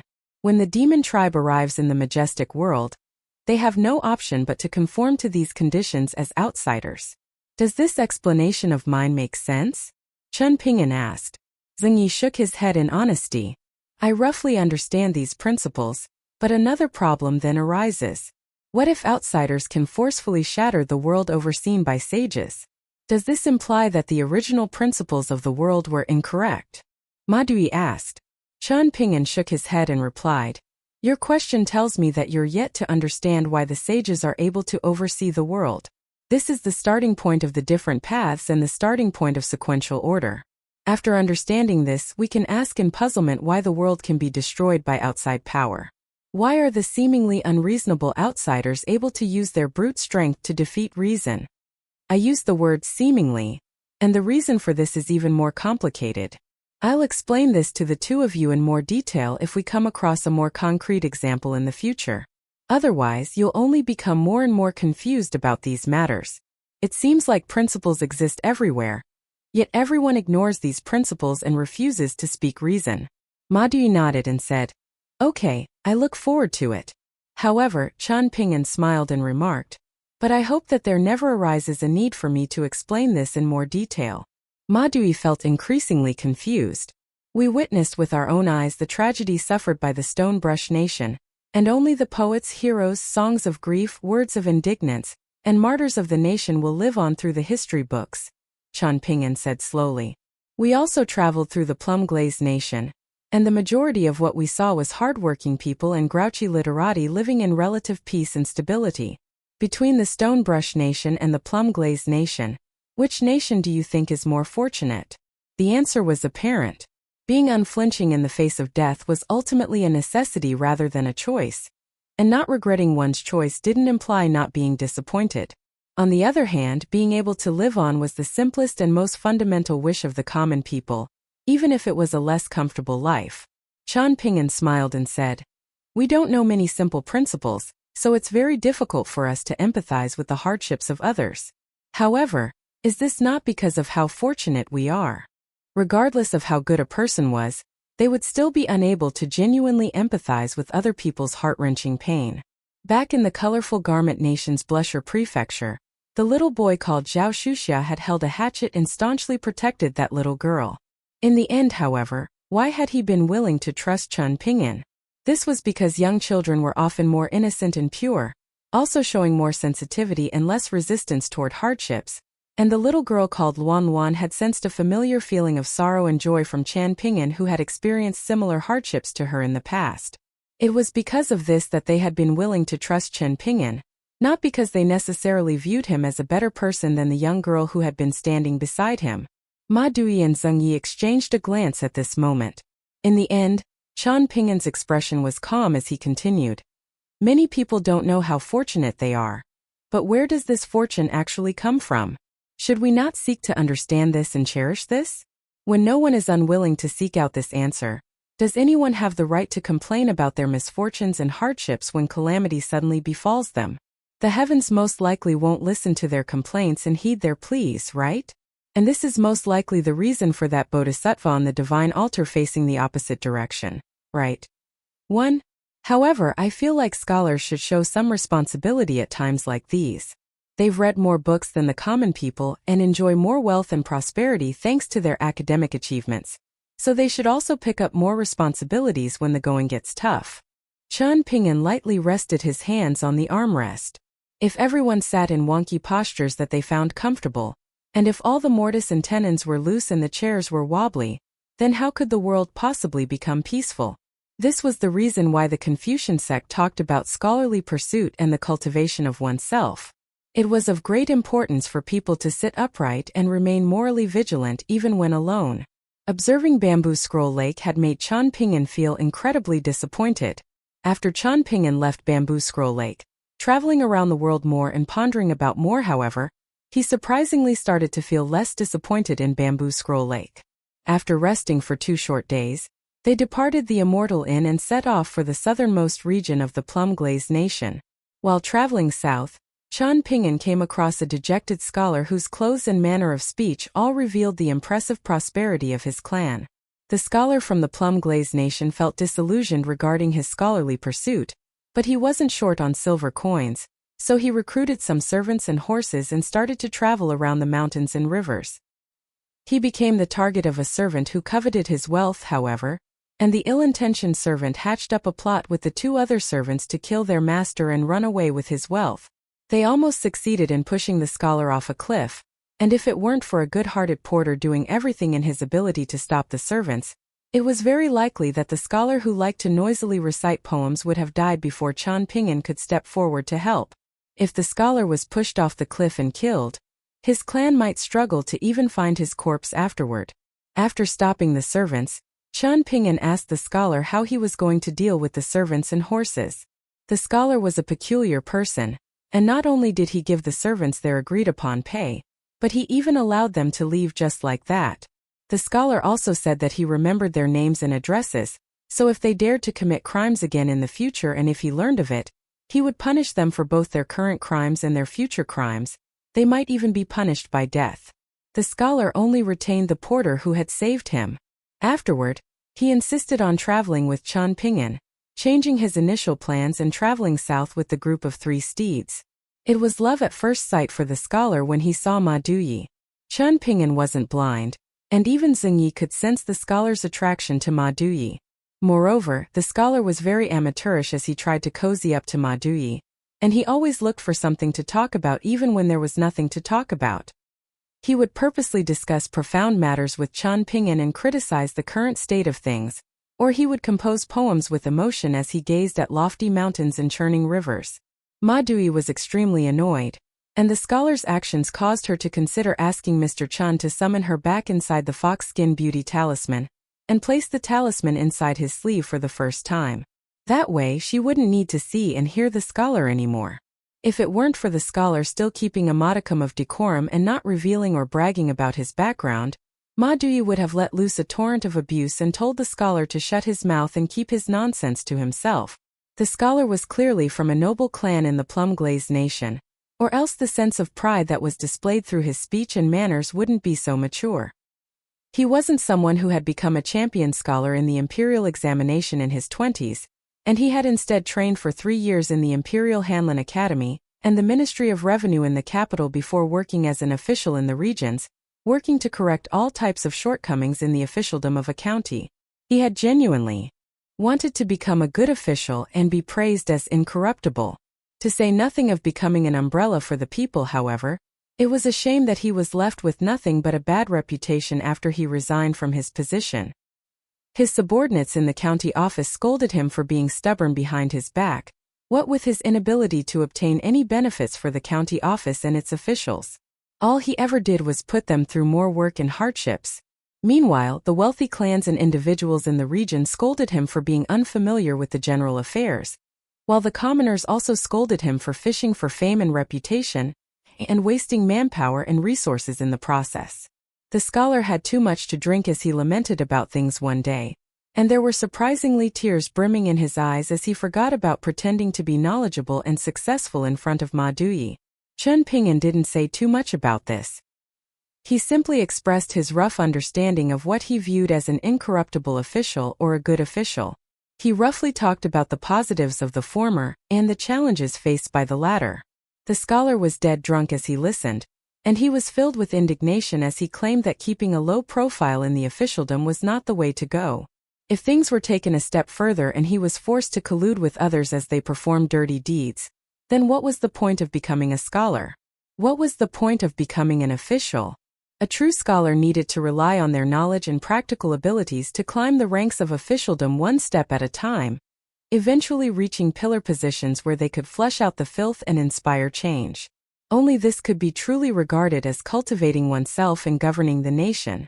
If a scholar failed to hold such ambitions, then they might as well give up on trying to become an official. Otherwise, they would fail to live up to the principles expounded in the sagely scriptures. Chen Ping'an smiled and said that this was also a reasonable point of view. He didn't try to persuade the scholar and change his views. It wasn't that Chen Ping'an felt like his principles and reasons wouldn't get through, nor was it because he felt like the scholar's outlook on life was too childish and naive. Rather, Chen Ping'an had personally witnessed the struggles and hardships faced by these types of scholars before. Wu Yuan was the disciple of Imperial Preceptor Cui Chan, yet when he first became the county magistrate of Dragon Spring Prefecture, he still came across challenges and obstacles no matter what he tried to do. Were the large clans not afraid of Cui Chan? They were naturally afraid. However, many people acted amicably on the surface and caused trouble in secret, giving Wu Yuan huge headaches as he tried to do his job as county magistrate. In the end, he had no option but to move out of the small town, making way for the direct descendants of the Yuan clan and the Chao clan. Afterward, Dragon Spring County was elevated to Dragon Spring Prefecture, so Wu Yuan was naturally promoted from county magistrate to prefectural overseer along with this change. However, Chen Ping'an dared to say with certainty that Wu Yuan's image in the imperial court of the Great Li Empire had already fallen to a huge low. Wu Yuan had a good background and a powerful master, so it naturally hadn't been difficult for him to enjoy a smooth sailing journey in the beginning. Yet, it was without a shadow of a doubt that he wouldn't enjoy a smooth sailing journey forever. Regardless of whether one was wealthy or influential, one would also feel frustrated and pained if one were to suffer the same difficulties as Wu Yuan.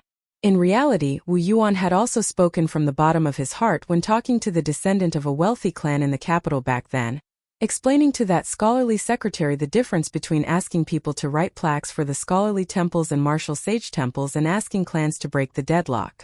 In Dragon Spring Prefecture, goodwill didn't exist between just friends, and it also existed between descendants of the same clan. Moreover, this was a finite resource, so one would do well not to waste it away. If the present Chen Ping'an were to hear this, he would perhaps sit down with Wu Yuan and enjoy a few drinks. Just this remark alone was worth a pot of fine wine.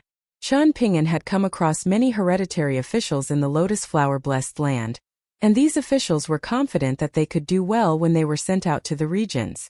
In reality, however, many of them went from fame to mediocrity and eventually to complete obscurity. Of course, there were also some who broke the rules and took shortcuts, allowing themselves to make short-term gains. The local officials would pinch their noses and accept the situation, but they would often resist in silence and increasingly discriminate against the hereditary officials from the capital. Their schemes became increasingly mature and sinister, and they treated the hereditary officials as fools to toy around with. As such, Chen Ping'an felt apprehension toward Su Gaoshan, who had gone from an impoverished country bumpkin to a great general. But he wouldn't look down on Chao Ping, who hailed from a wealthy clan and had enjoyed an easy run through the officialdom either. Ma Duyi was angered to death, and she was finally unable to contain herself any longer. She was just about to say something, yet Chen Ping'an shook his head and signaled for her to remain silent. In reality, Chen Ping'an could understand the challenges faced by the scholar. It was the same as what he had experienced in Bamboo Scroll Lake. How should he treat Lu Jimao, someone who should have been a mortal enemy whom he fought to the death? Should he become allies with this dangerous person? Should he work together with Lu Jimao to establish new rules for Bamboo Scroll Lake? Things would naturally be much easier if he refused to work with Lu Jimao. If he chose to work with Lu Jimao, however, then he would definitely feel unhappy on the inside, disregarding everything else that happened. Indeed, there were some times when he stayed up late at night, questioning his own conscience and asking himself whether he was losing some of his conscience. Would there come a day in the future when he became the same as Gu Kan, taking a single misstep and eventually walking down a path of no return?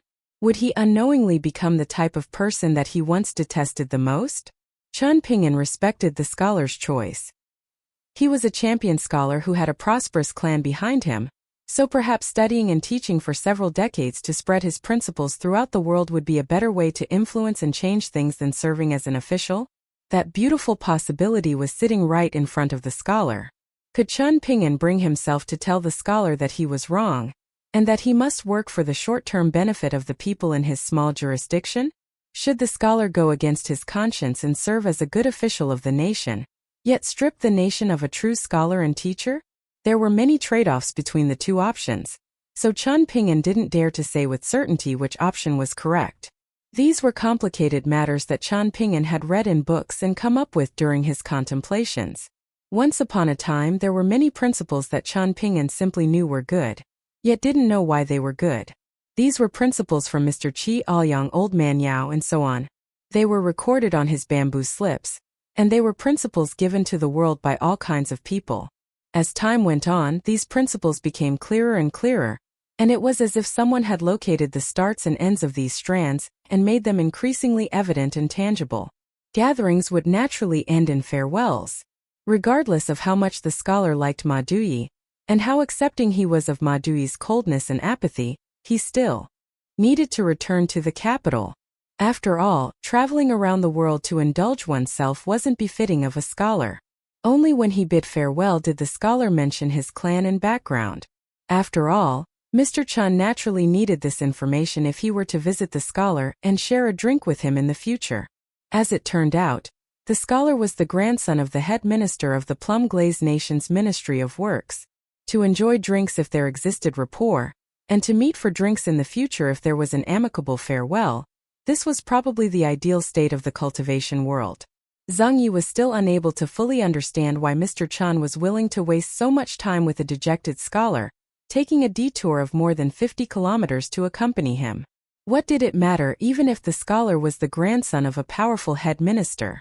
Zhang Yi didn't feel like Mr. Chan needed to go out of his way to become acquainted with these mortal individuals. To say nothing of Mr. Chan, even Zhang Yi himself wouldn't go out of his way to become acquainted with these people.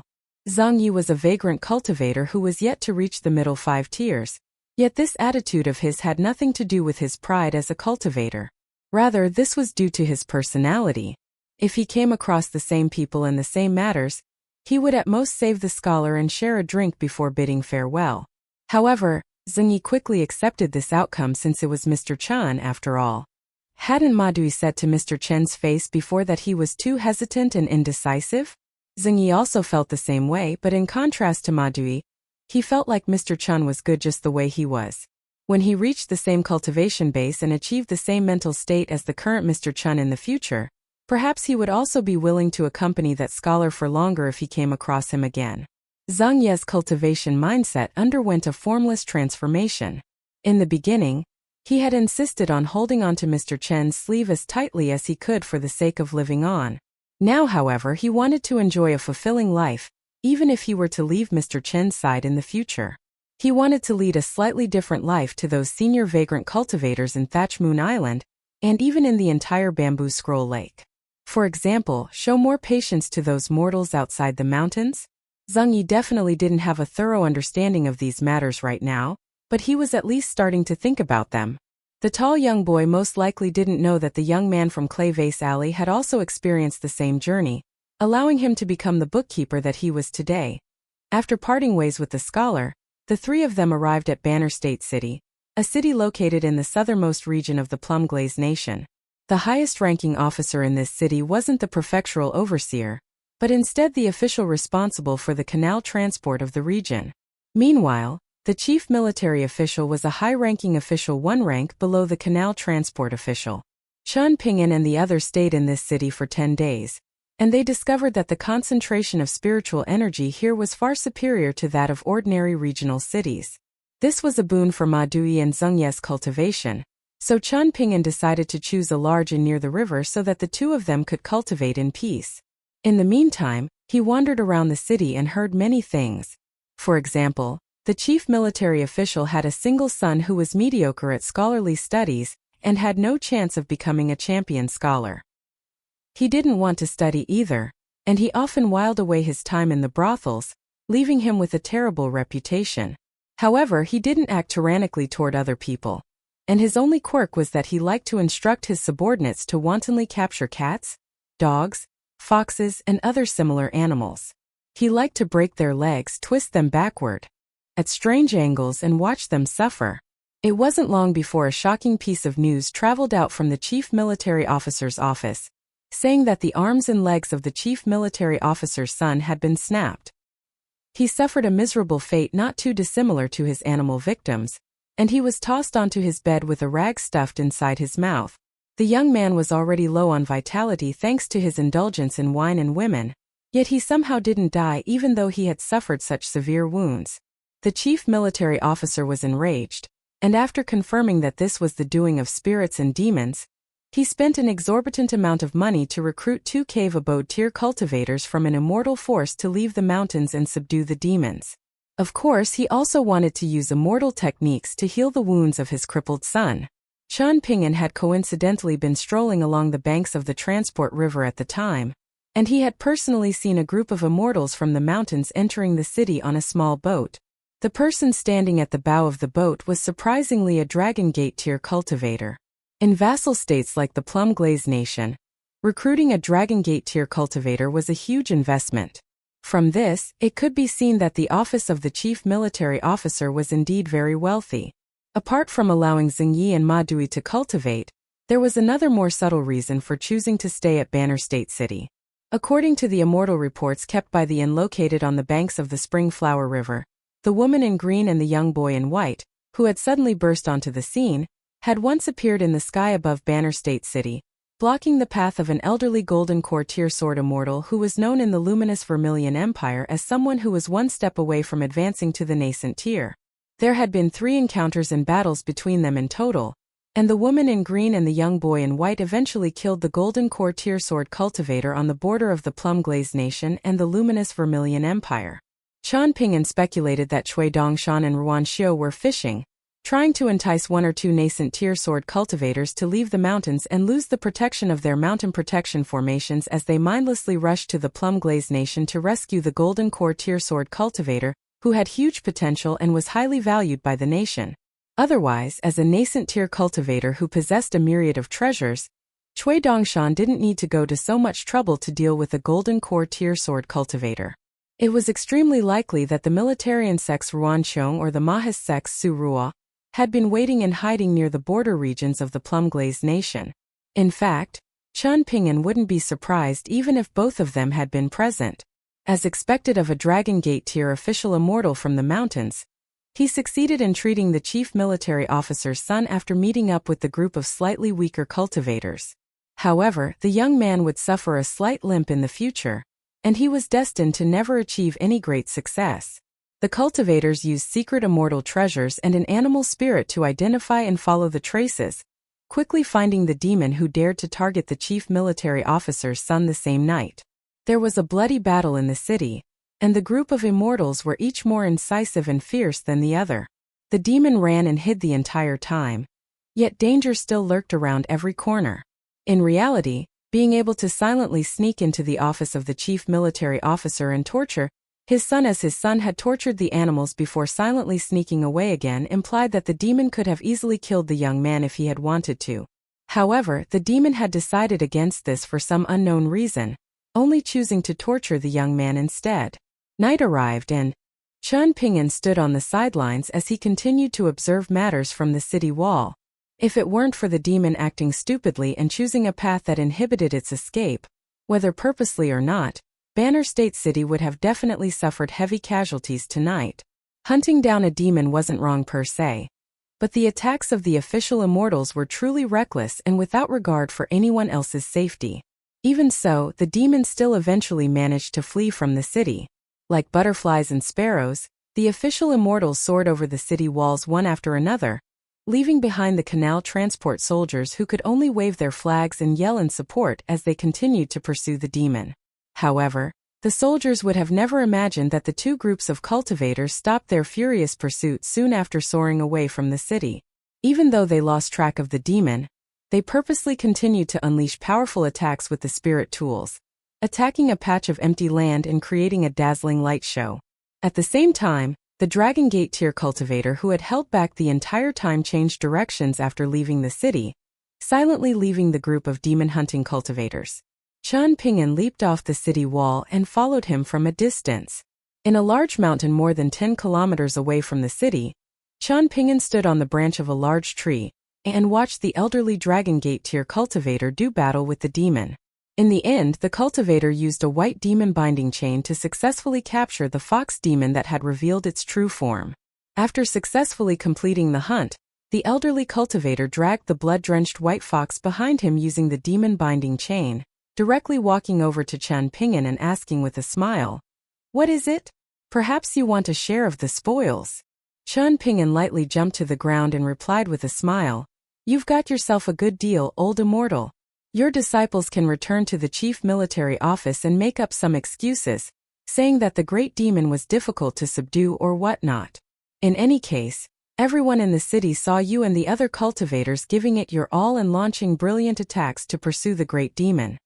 The prefectural overseer will presumably feel a deep sense of unease and obediently hand over another huge sum of immortal coins to beseech old immortal and your disciples to hunt down that great demon no matter what.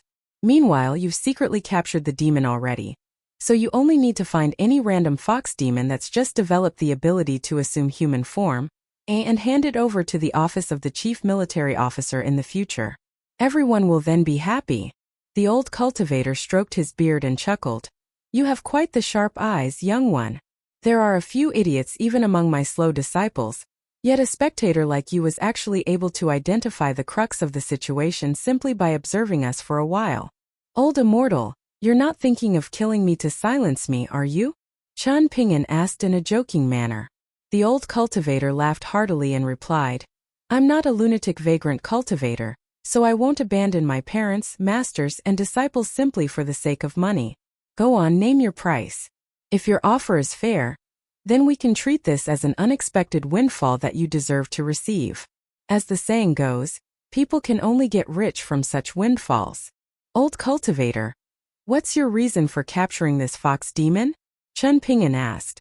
The old cultivator raised the demon-binding chain in his hand, causing the fox demon to howl in agony as he replied, "This is a demon who worked hard to reach the sea observation tier, after all, so I'll give it some training after bringing it back to the mountains. After grinding away its hostility and evil tendencies, I can raise it as a guest elder to guard my mountains. I'm not trying to brag, but this is also a huge stroke of fortune for this fox demon." Chen Ping'an nodded and said with a smile, "There are both truths and lies in your reply, but let's ignore that for the moment. In any case, I urge old immortal to carefully consider your actions and refrain from attempting to capture me with that demon-binding chain." There was a cloudy look in the old cultivator's eyes as he replied, "You're truly pushing your luck, young one.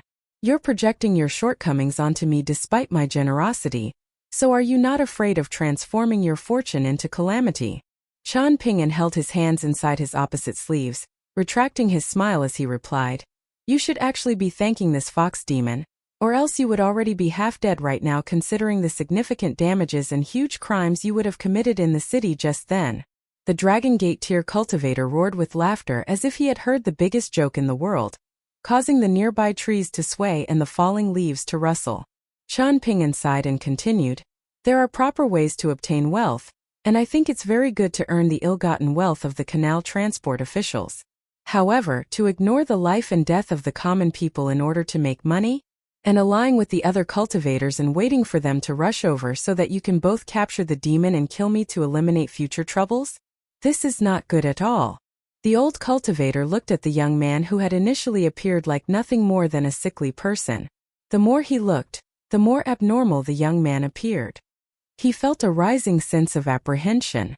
When genuine enmity developed between cultivators, it was very easy for things to devolve to a state where the two sides feuded until one was eventually killed. Otherwise, it might transform into a sense of hostility that plagued them for tens upon hundreds of years. "I'll offer some money to complete a transaction with you. What do you say?" Chen Ping'an proposed. The old cultivator was extremely hesitant. Chen Ping'an tossed over a jade tablet. It was the jade tablet that signified his position as a top-grade guest elder of Cyan Gorge Island. The old cultivator didn't dare to catch the jade tablet. Cultivators had all kinds of weird and wonderful tricks up their sleeves, so who dared to be careless in situations like these? Chen Ping'an didn't summon back the jade tablet straight away, instead allowing it to hover in the air just like that so that the Dragon Gate tier cultivator could examine it carefully. He then tossed over a grain rain coin and said, "Cyan Gorge Island is facing some disarray right now, and our might is also lesser than before. You're also a slightly renowned official immortal of the Plum Glaze Nation, or else you would have already been dead and your demon-binding chain would have already been in my possession. I suggest that you stop causing trouble after taking this grain rain coin. or else you and your disciples can prepare to obediently hide in your mountain forever. Chen Ping'an then smiled and continued, of course 1 grain rain coin naturally isn't a fair price, but wouldn't offering you a fair price be an insult to my jade tablet? What do you say, old immortal? Chen Ping'an patted his sword nurturing gourd. 2 flying swords burst out before disappearing in a flash. The eyelids of the old cultivator twitched, and he flicked his sleeve to push the jade tablet back to the young sword immortal in azure cotton robes. He then accepted the grain rain coin and bowed in respect, saying with a smile, it seems that we've become acquainted through exchanging a few blows. If you can trust me, then feel free to visit Coiling Dragon Mountain in the future. Chen Ping'an put away his jade tablet and summoned 1st and 15th back into his sword nurturing gourd, saying with a faint smile, after seeing how old immortal does business, I wouldn't dare to visit you, lest I end up gifting you money again. The old cultivator laughed heartily and shook his demon-binding chain, causing the snow-white fox demon to collapse to the ground. After putting away his immortal treasure, he spoke in a relatively firm manner saying, as long as Cyan Gorge Island remains stable, my small coiling dragon mountain will only give you money. I won't dare to accept any money from you. It will be far too hot to handle. If Cyan Gorge Island falls one day, however, then let's hope that we don't ever meet each other again. Otherwise, it will only hurt our relationship. The old cultivator didn't dilly-dally about, and he immediately left after saying this to Chen Ping'an. Chen Ping'an leaped onto a branch, staying there for a moment before lightly jumping back down.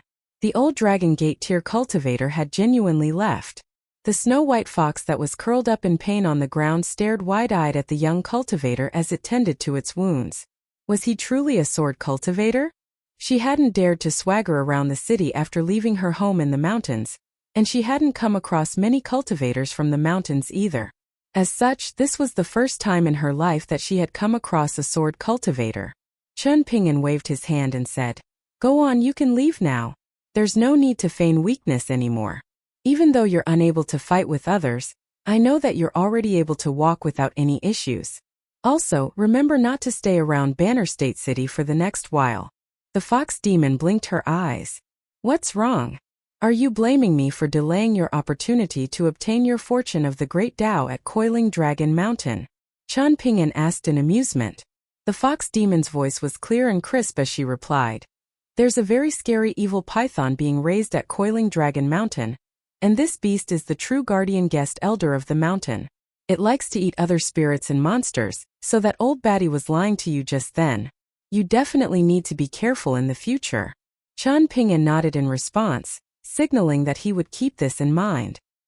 He didn't walk forward, and he instead squatted down on the spot as he asked, are you very puzzled about why I rescued you even though I'm a vagrant cultivator from Bamboo Scroll Lake? The fox demon hurriedly shut her mouth, not saying another word.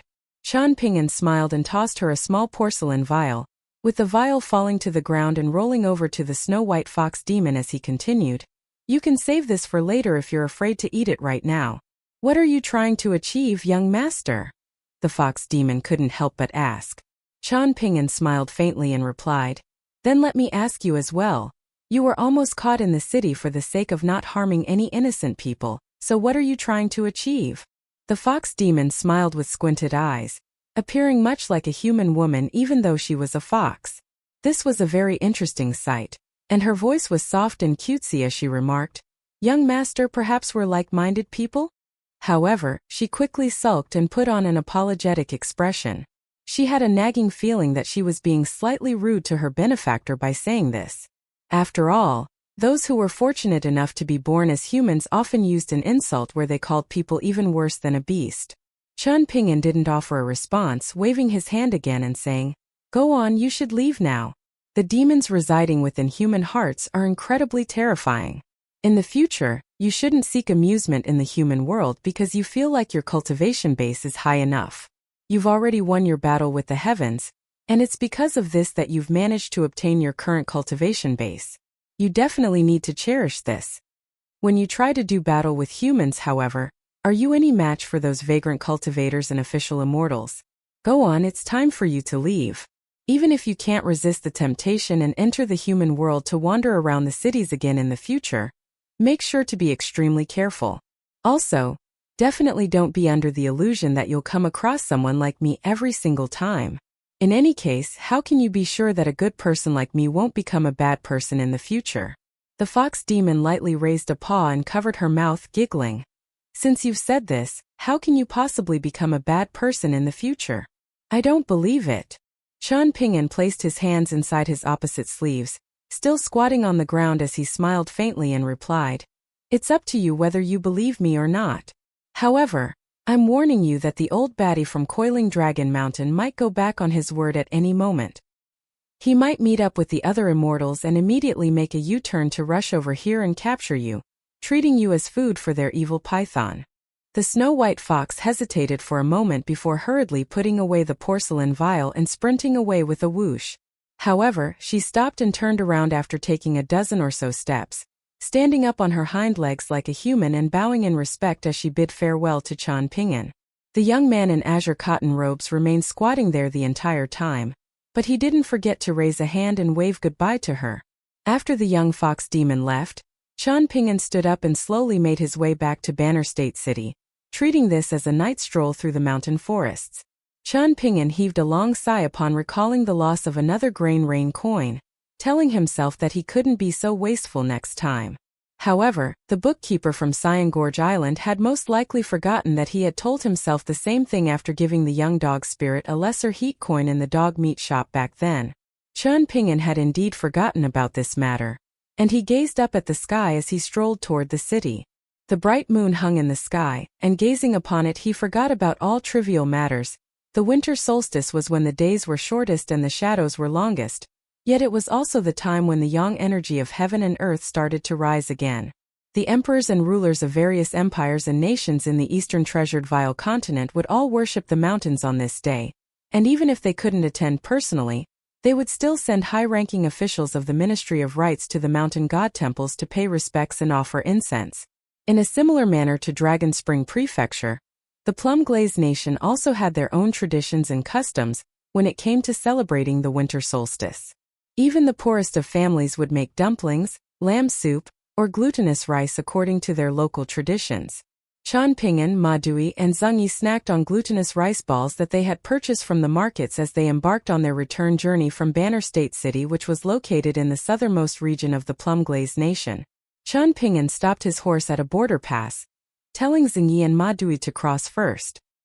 He turned around and rode up a small hill by himself, and an old cultivator coincidentally walked to the peak slowly just as he arrived at the peak. Qian Ping'an dismounted his horse, and the old cultivator spoke using his non-fluent official dialect of the eastern treasured Vile continent as he chuckled. "You might not recognize me, but I'm already very familiar with you. Thank you for your hard work in watching over me this entire time," Qian Ping'an said with a faint smile.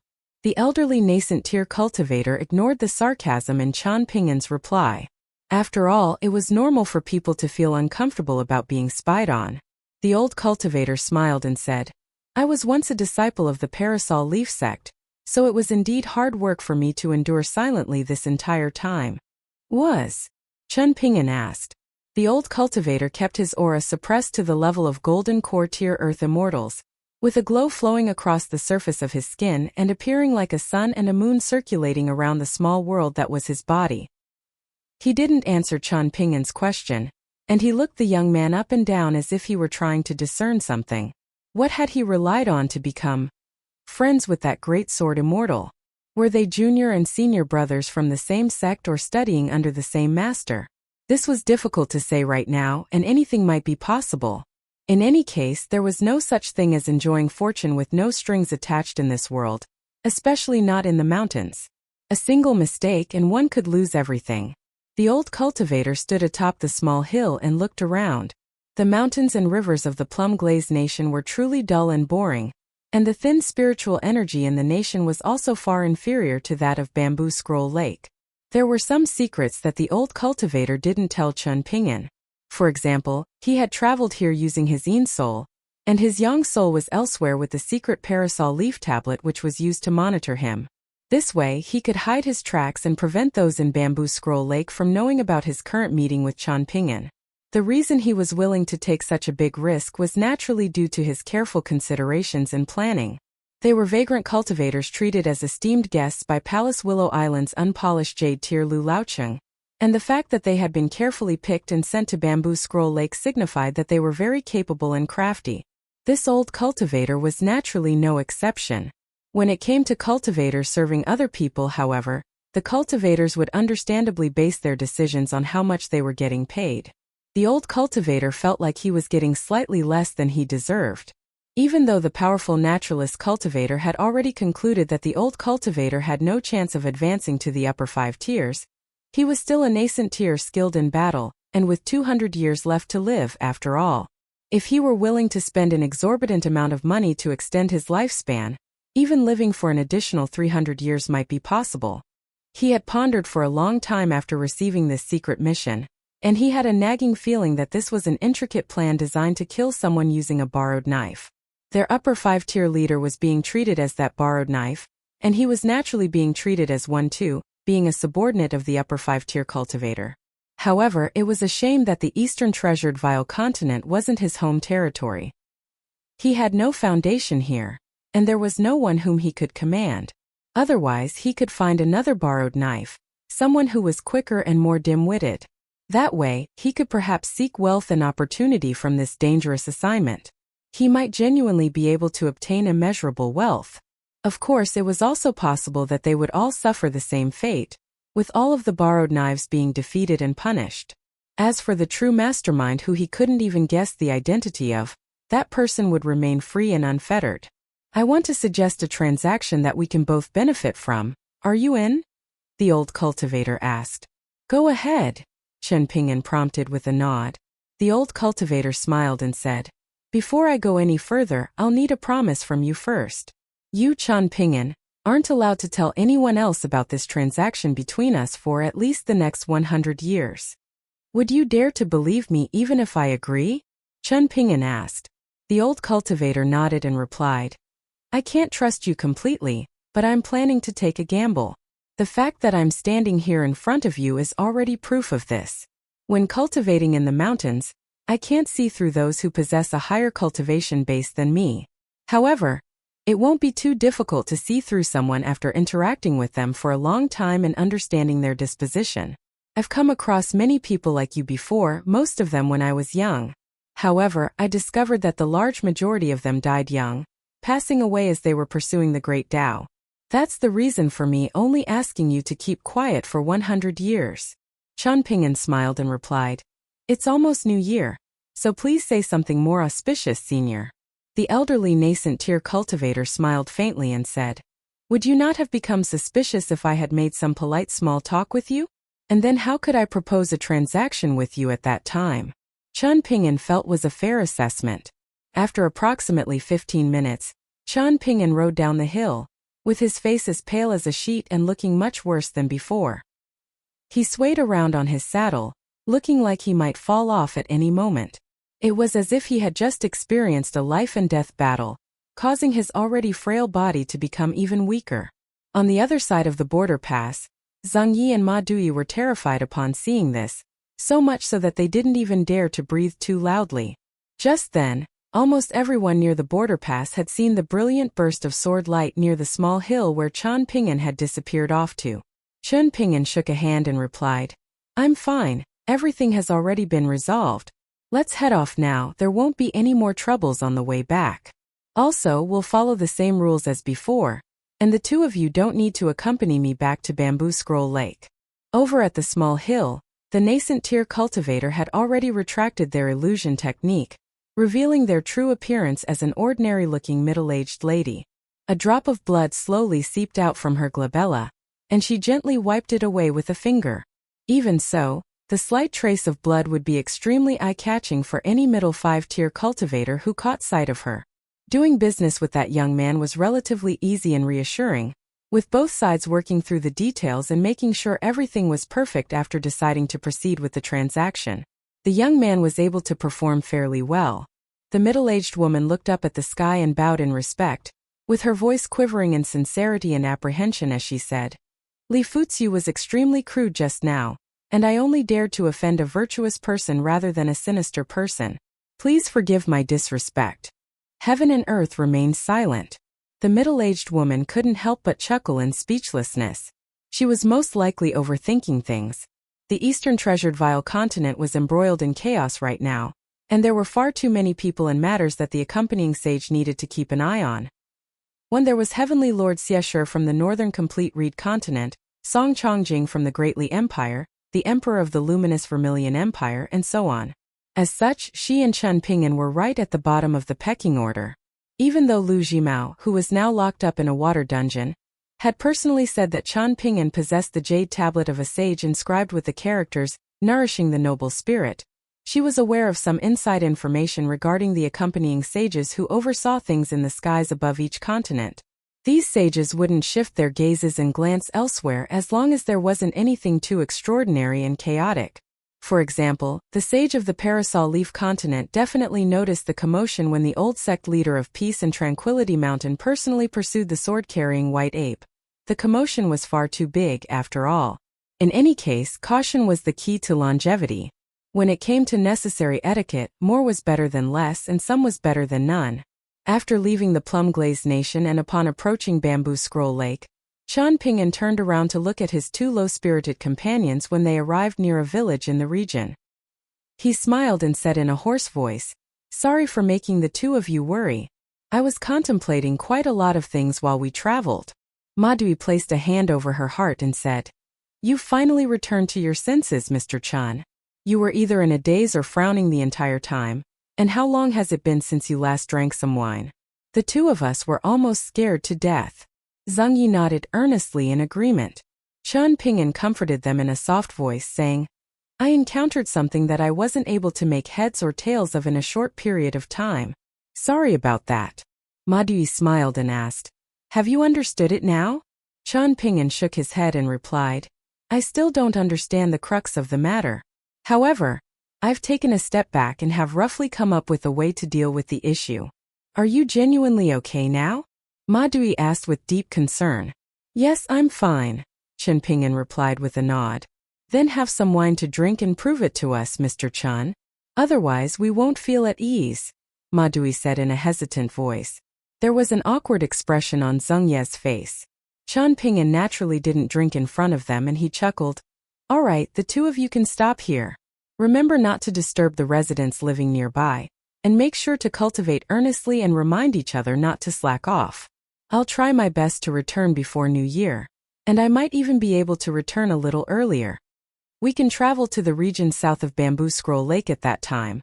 The regions that's covered in miasma and brimming with mountain spirits and water spirits. I've heard that there are many sinister cultivators and demonic cultivators as well, so that region will definitely be much more dangerous than the Stonebrush Nation and the Plum-Glazed Nation. The two of you should do your best not to hinder me too much." Madui responded with a cold humph. Meanwhile, Zheng Yi hurriedly promised Mr. Chen that he would definitely cultivate in earnest. Chen Ping'an rode away by himself.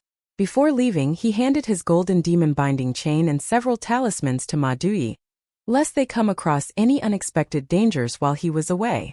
Of course, he warned her to carefully conceal the demon binding chain and refrain from showing it to anyone else. Otherwise, they would definitely suffer disaster if the demon binding chain were seen by a passing vagrant cultivator. This pertained to life and death, so Madui didn't dare to brush it off or joke around. Instead, she reassured Mr. Chen and told him that they definitely wouldn't be so careless. Chen Ping'an camped in a desolate mountain at night, and the Yin energy in the area was so strong that he could almost guarantee that there was a malicious ghost hiding nearby. However, he surprisingly faced no issues at night, and this made him feel a little puzzled. It wasn't suitable for Chen Ping'an to reveal his cultivation base right now, yet the malicious ghost was also very well hidden, most likely having tied itself to the fortunes of the mountain roots in this area. In the end, Chen Ping'an had no option but to give up. He was weighed down with worry. According to the veiled explanation of Li Fuziu, the elderly nascent tier cultivator, the person who had instructed her to leave Palace Willow Island was an upper 5-tier cultivator from the Parasol Leaf sect. This cultivator once managed the rules and regulations of the sect's ancestral hall, and their lofty status meant that they had enjoyed impressive might and influence, even when Du Mao was still alive. In fact, even the current sect leader of the Parasol Leaf sect had referred to them as Uncle Master. This wasn't the biggest worry for Qian Ping'an. The truly terrifying thing was that this paramount cultivator from the Parasol Leaf sect was now a guest elder of the Jade Tablet sect. And it was none other than the Jade Tablet sect that was going to imminently nominate Bamboo Scroll Lake as the new location for its lower sect. Considering the members of the Jade Tablet sect, there was Old Man Sun who had appeared in Old Dragon City's Dust Medicinal Shop, there was Sui Yubian who was going to cultivate and attain Dao there in the future, and there was also Jiang Shangzhen who had appeared at Azure Tiger Palace earlier. Among these cultivators, there was a relatively high chance that Jiang Shangzhen would become the first sect leader of the Jade Tablet sect's lower sect. However, the ancestral hall of the Jade Tablet sect hadn't given a clear indication yet, meaning that anything could still happen. One evidence of this was the fact that Jiang Shangzhen was still yet to travel to the eastern treasured Vile continent. As for the chief guest elder of the lower sect, that would naturally be a position held by Palace Willow Island's Lu Laocheng. This was all that Li Fuziu said to Qian Ping'an. Jiang Shangzhen, someone who liked to get involved in the action everywhere, was yet to appear, while the wildly ambitious cultivator who was once an old ancestor of the Parasol Leaf sect was now clearing the path for the Jade Tablet sect. As such, this powerful cultivator was perhaps developing some entitled thoughts, wanting to clash with Jiang Shangzhen and fight for the position of sect leader of the lower sect. It was no wonder that Li Fuziu had followed him the entire time, looking for an opportunity to make a move. It was also no wonder that Su Gaoshan had bluntly turned down his request for a meeting. One had to realize that even Tan Yuanyi was aware of some of the secrets held by the Green Ripple Pavilion, understanding Qian Ping'an's many ties to the Great Li Empire. Thus, as someone who didn't take Tan Yuanyi seriously at all, Su Gaoshan naturally knew even more. After reaching such a lofty height, Su Gaoshan could peruse the secret documents and learn about more inside information even though he was still unable to wantonly order around the spies of the Green Ripple Pavilion. Fortunately, Li Fuziu was careful enough and showed enough respect and fear toward the unpredictable impermanence of the Great Tao. It was thanks to this that she had managed to orchestrate a performance with Qian Ping'an, one where both of them suffered some losses. Afterward, they had naturally left the small hill, and met again somewhere near the border pass. To cause an injury and draw blood from a nascent tier cultivator's glabella? If news of this traveled out, none of the tens of thousands of vagrant cultivators in Bamboo Scroll Lake would believe this, disregarding Palace Willow Island. Of course, this was as long as Lu Laocheng wasn't hellbent on targeting Qian Ping'an and purposely revealing his true abilities. After all, doing so would be a lose-lose situation for Lu Laocheng, with him needing to comprehensively offend a future high-level guest elder of the Jade Tablet sect's lower sect. As long as Lu Laocheng remained silent or spoke in an ambiguous manner, the powerful cultivator who was once an old ancestor of the Parasol Leaf sect would most likely be half-believing and half-skeptical of the matter. This was already enough. Even so, Qian Ping'an had still refrained from mentioning to Li Fuziu the warning that Lu Laocheng had given him via Lu Jimao's flying swords. He had asked to form an alliance with Li Fuziu, but he hadn't expressed any additional goodwill to ensure success by revealing this information, which wouldn't cost him a single copper coin but would immediately be effective. There were some things that he couldn't do. Otherwise, Qian Ping'an would genuinely need to do some self-reflection and consider whether his conscience had already devolved completely into that of a vagrant cultivator from Bamboo Scroll Lake. Regardless of whether it was Qian Ping'an or Li Fuziu, neither of them had noticed the events after they left the border pass. Following their departure, a subtle and seemingly intangible ripple had appeared above the city wall, eventually transforming into a person whom they were both familiar with. If Li Fuziu became aware of this, she would perhaps become so terrified that even her Dao heart would be shattered in terror. This was because the uninvited guest was none other than Lu Laocheng, the person who had obtained a shard of the colored glazed golden body that even Dao Lord Qizhan had coveted. As the #1 vagrant cultivator of the eastern treasured Vile continent, Lu Laocheng now had an even better chance of advancing to the immortal tier. After leaving Bamboo Scroll Lake, Lu Laocheng should have gone to visit Su Gaoshan to discuss some important matters. He naturally made this visit, but when and how he returned to Palace Willow Island afterward was completely up to him. No one could dictate Lu Laocheng in this regard. Even the upper 5-tier cultivator who had defected from the Parasol Leaf sect to the Jade Tablet sect and stolen an extremely valuable treasure before leaving didn't dare to restrict Lu Laocheng too much. He didn't dare to probe Lu Laocheng again and again. Even in the Parasol Leaf continent, which was far larger than the Eastern Treasured Vial continent, upper 5-tier vagrant cultivators were still extremely difficult beings to deal with. Regardless of why Lu Laoqing had appeared near the small hill at that time, he had waved his sleeve and retracted his observation technique, which was almost at the immortal tier, following the departure of Li Fuziu and Qian Ping'an. Lu Laoqing was a vagrant cultivator, so it was completely normal for him to be especially skilled in several techniques, possess a few deadly techniques or immortal treasures that were extremely stealthy, and have a few bonded items that could reliably protect his Yin soul and Yang soul. Fleeing and spying on other people were also important skills, and the more skills and treasures he had, the better. One could never have too many skills after all, and having a wide variety of skills and being extremely good at them would allow a vagrant cultivator with no powerful backer to live for longer. Li Fuziu soared into the air, transforming into a brilliant streak of light, and leaving a loud rumble in her wake as she flew away on the wind. After appearing on the small hill, Lu Laoqing smiled faintly and remarked, "Not bad, young lad. It seems like you still uphold some morality and justice of the cultivation world. You made a fairly smart decision, or else, heh." Lu Laoqing disappeared in a flash. Qian Ping'an had teetered on the precipice of death, brushing past the door to the underworld that was hidden on the path of the Great Tao. Indeed, Qian Ping'an was completely oblivious to the fact that he had just narrowly escaped death. This was often the case when it came to mortal people and mortal things, although most times, it wouldn't pertain to something as important as life and death. It would often relate to some less important matters, for example, mysteriously coming across a fated opportunity, suddenly losing power and influence without warning, entering a conflict for seemingly no reason, enjoying extraordinary luck all of a sudden, and so on and so forth. All of these matters would leave people scratching their heads, some in wild delight and some in bitter pain. It appeared as if everything was destined, yet the deciding factor was actually human decisions rather than preordained fate. The heavens were watching the actions of the people, and even if they weren't, other people would also be watching. As for how people should act, each person had their own fates and opportunities, allowing them to make different choices depending on their environment.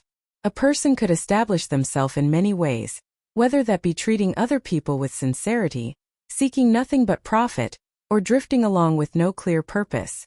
The laughable thing was that many people were clueless about something as basic as the difference between good people and bad people. In fact, it was often useless even if they were aware of the difference. Many people would console themselves by saying that this was the state of the world, so speaking reason and adhering to principles was completely pointless. After all, each person's ability to reach their current state was supported by hidden principles that didn't exist in written form. The most fundamental thoughts and actions of each person were like the most critical pillars that held everything up. Change was difficult to think about, and it was even more difficult to implement. Just like repairing a house by adding bricks and tiles, this was something that required money to do. If the columns were shaky, then the house would definitely be unstable. If one only intended to swap the tiles and repair the windows, this wouldn't be too difficult a task. However, what if one attempted to swap out the shaky column?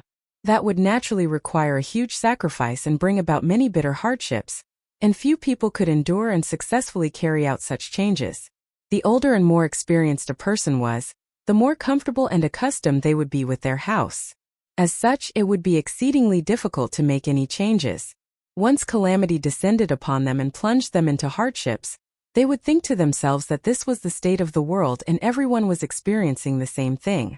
They would then borrow a few famous but nonsensical quotes from the books to temporarily ease their minds.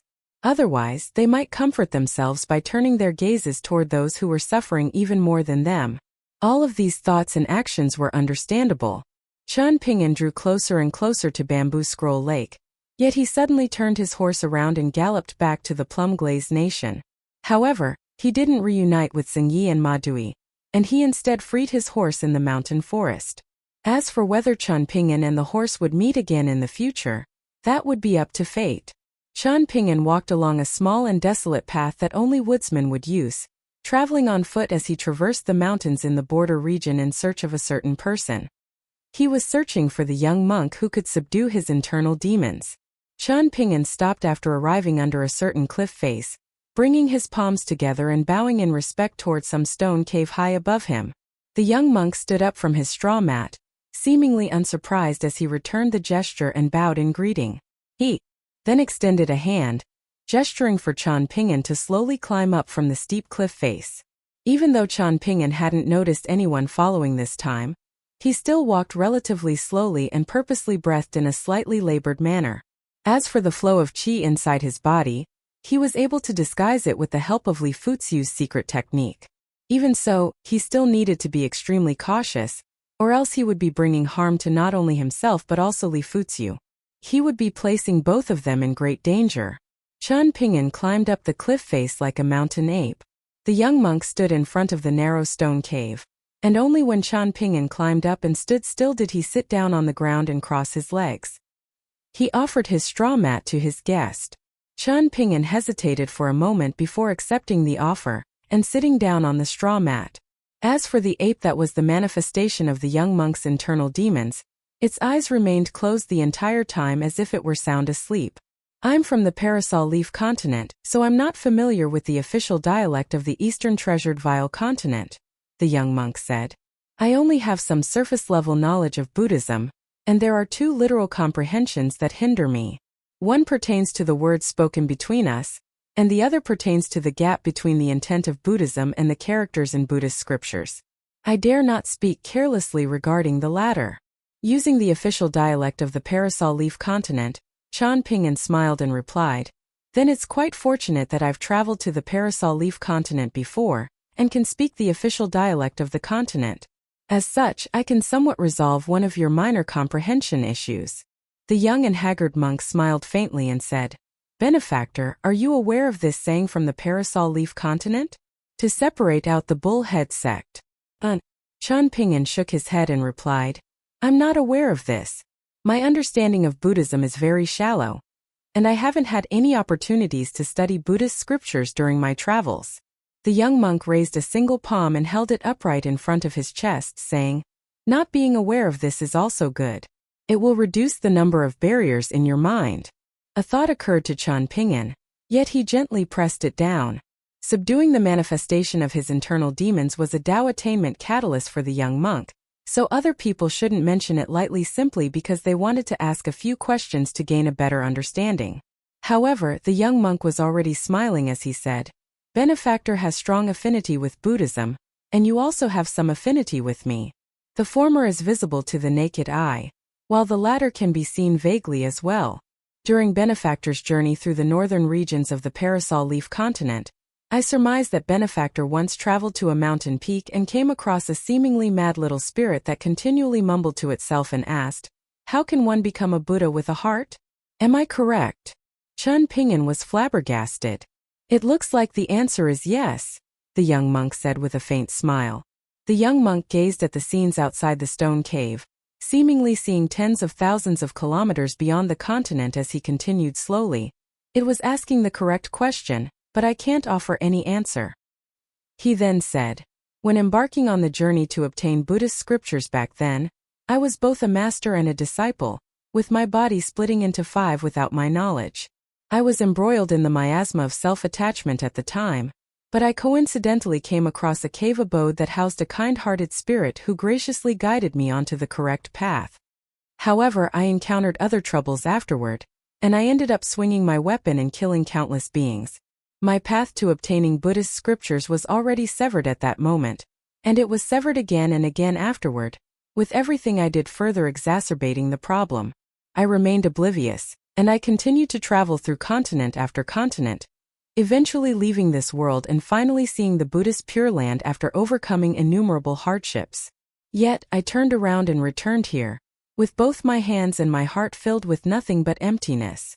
The young monk heaved a long sigh, looking at Chan Ping'an and saying, Ask away, Benefactor. Chan Ping'an slowly voiced some of his questions, both questions regarding Buddhist scriptures and questions regarding mortal interactions. The young monk answered these questions using Buddhist principles. Chan Ping'an had only read a few Buddhist scriptures recommended by Cui Dongshan before, so he had absolutely no understanding of the complexities of the various Buddhist sections. In any case, he had never paid much attention to these matters to begin with. He was purely and sincerely asking about Tao and listening to the responses of the young monk, who had traveled far and wide from the parasol leaf continent. There were several explanations that left a deep impression on Chan Ping'an, and some of these explanations pertained to the notion of head avidya. 2. One person asked questions and the other person answered, and the young monk further expanded on matters beyond the questions and answers themselves. In fact, it was surprising that some of his explanations clearly showed traces of Confucian principles, Taoist principles, or even principles belonging to the 100 schools of thought. The young monk was not averse to drawing on the principles of other schools and teachings. When Chan Ping'an finished asking all of his questions, the young monk smiled faintly and said, "Don't be afraid that you'll flee the mortal world and pursue Chan Buddhism simply because you've asked some questions pertaining to Buddhism. This is a common misconception of people in this world."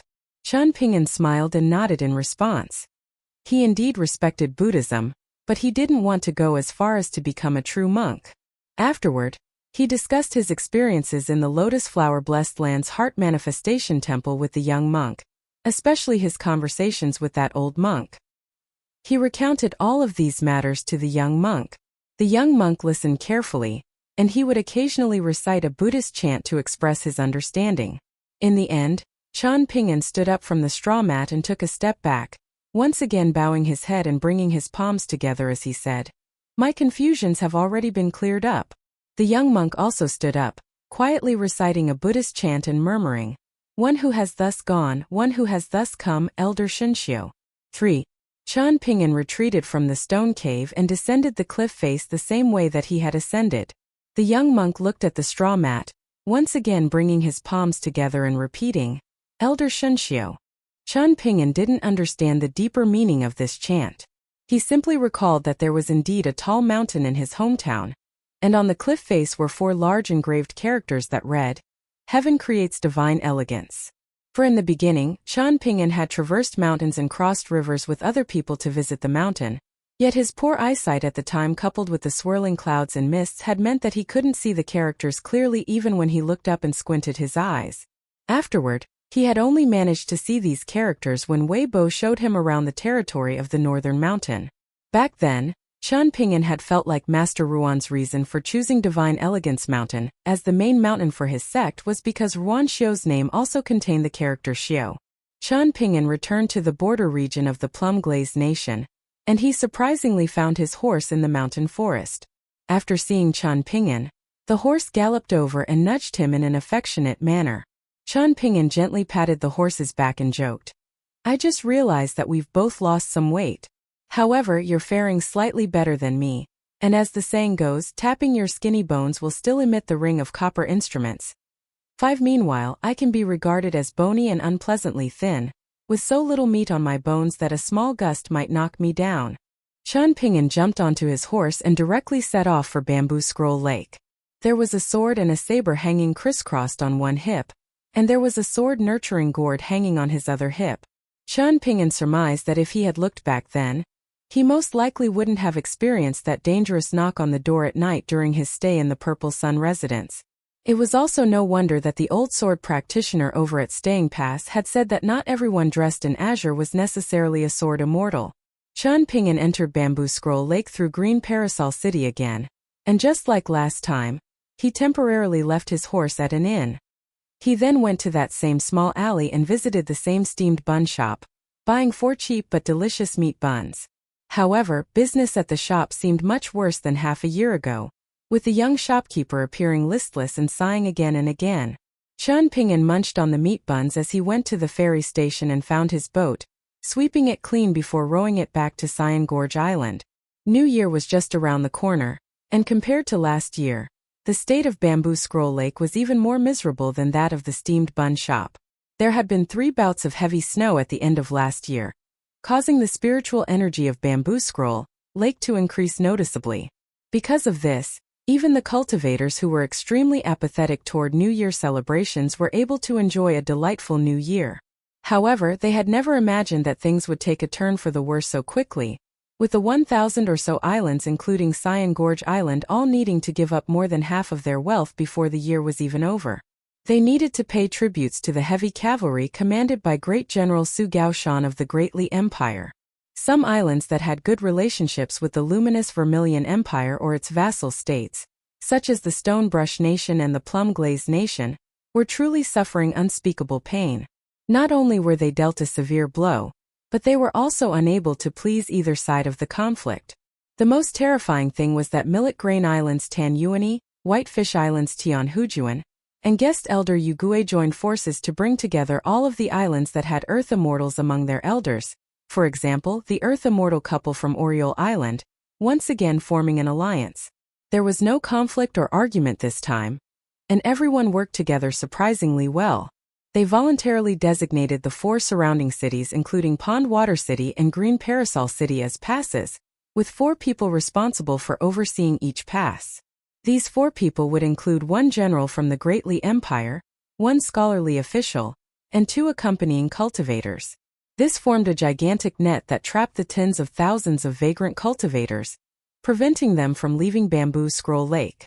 As such, they had no option but to grit their teeth and part ways with their wealth, sending box after box of immortal coins to Pond Water City. Many other changes and conflicts occurred during this time, and after the death of close to 100 vagrant cultivators including 2 Golden Core tier cultivators, the chaos and commotion in Bamboo Scroll Lake finally started to die down. The vagrant cultivators finally accepted their fate and gave up on their resistance. It was said that this was only the first round of sweeping changes. Afterward, some of the larger islands would receive permission from the heavy cavalry of the Great Li Empire to conquer and engulf the smaller islands, allowing them to wantonly increase their number of vassal islands. Of the 1,000 or so islands in Bamboo Scroll Lake, it was extremely likely that approximately 30% of them would lose their independence within 1 year, with their ancestral halls being demolished as they were turned into subordinates. During this inevitably violent and bloody change, any cultivator who dared to resist would face one and only one fate. It was rumored that Su Gaoshan was going to create a new position with no rank, horse-leading cultivator. This implied that the cultivators would become horse-leading subordinates of the legitimate accompanying cultivators of the Great Li Empire's army. Once General Su Gaoshan tore through the defenses of the Plum-Glaze Nation, both his army and Xiaoping's army would send their troops to 5 separate fronts, joining forces to create a huge encirclement around the luminous Vermilion Empire. The only fortune enjoyed by the horse-leading cultivators was that they could accumulate military merit through their battles with the army of the luminous Vermilion Empire. Through this, they could potentially be promoted to the lowest-ranking accompanying cultivators of the Great Li Empire's army. However, would even 2 or 3 out of every 10 horse-leading cultivators survive to become accompanying cultivators? Heavens knew. Even if they could, what would they do when the heavy cavalry of the Great Li Empire continued to march south? This rumor was extremely widespread due to its richness in detail and plausibility. It stood up to scrutiny, and Su Gaoshan, that money-grubbing barbarian from the Great Li Empire, was genuinely someone who would kill a chicken to take its eggs. However, there was no unity among the vagrant cultivators anymore, with the larger forces having all been destroyed and broken into pieces. That being the case, who dared to sound the horn of resistance? At this moment, the vagrant cultivators of Bamboo Scroll Lake finally started to reminisce about the good qualities of Lu Jimao. They had been terrified at the thought of Lu Jimao advancing to the upper 5 tiers back then, yet they were now lamenting the fact that he hadn't cultivated earnestly enough. Otherwise, would he have suffered such a miserable fate and become a prisoner of Palace Willow Island? Would he have watched on so helplessly and been unable to lead the resistance of Bamboo Scroll Lake? Chan Ping'an walked onto Cyan Gorge Island, first visiting his room near the mountain entrance and sitting there for a while. He discovered that there was no dust in the room, but he quickly came to a realization. This was most likely thanks to Gukin. Gukin had seemingly broken the agreement between the two of them, but this was actually a positive development. Chan Ping'an walked out of his room and glanced at Bamboo Scroll Lake. He had passed many islands to get to Cyan Gorge Island, so it was without a doubt that many keen observers were already aware of his arrival. However, the times had now changed, and not a single person came over to visit Chan Ping'an. In reality, things had already been this downcast and lonely when Chan Ping'an had previously left the Stonebrush Nation to briefly visit Bamboo Scroll Lake. Many island masters had visited Chan Ping'an one after another in the past, including Yu Gui, the island master of Purple Bamboo Island, and Lu Chongran of Bejeweled Hairpin Island. Things had been so busy and lively that it had appeared as if Chan Ping'an were the true leader of Bamboo Scroll Lake. If one were wealthy, one would have many distant relatives even if one lived in the deep mountains. If one were poor, one would be left alone even if one lived in the bustling cities. This was something that had never changed since ancient times. Chen Ping'an enjoyed the peace and quiet, and he once again visited the ruins of the Hengbo residence and stayed there for a short while. Taking an extra look at these ruins would allow him to further experience the dangers of cultivating in the mountains.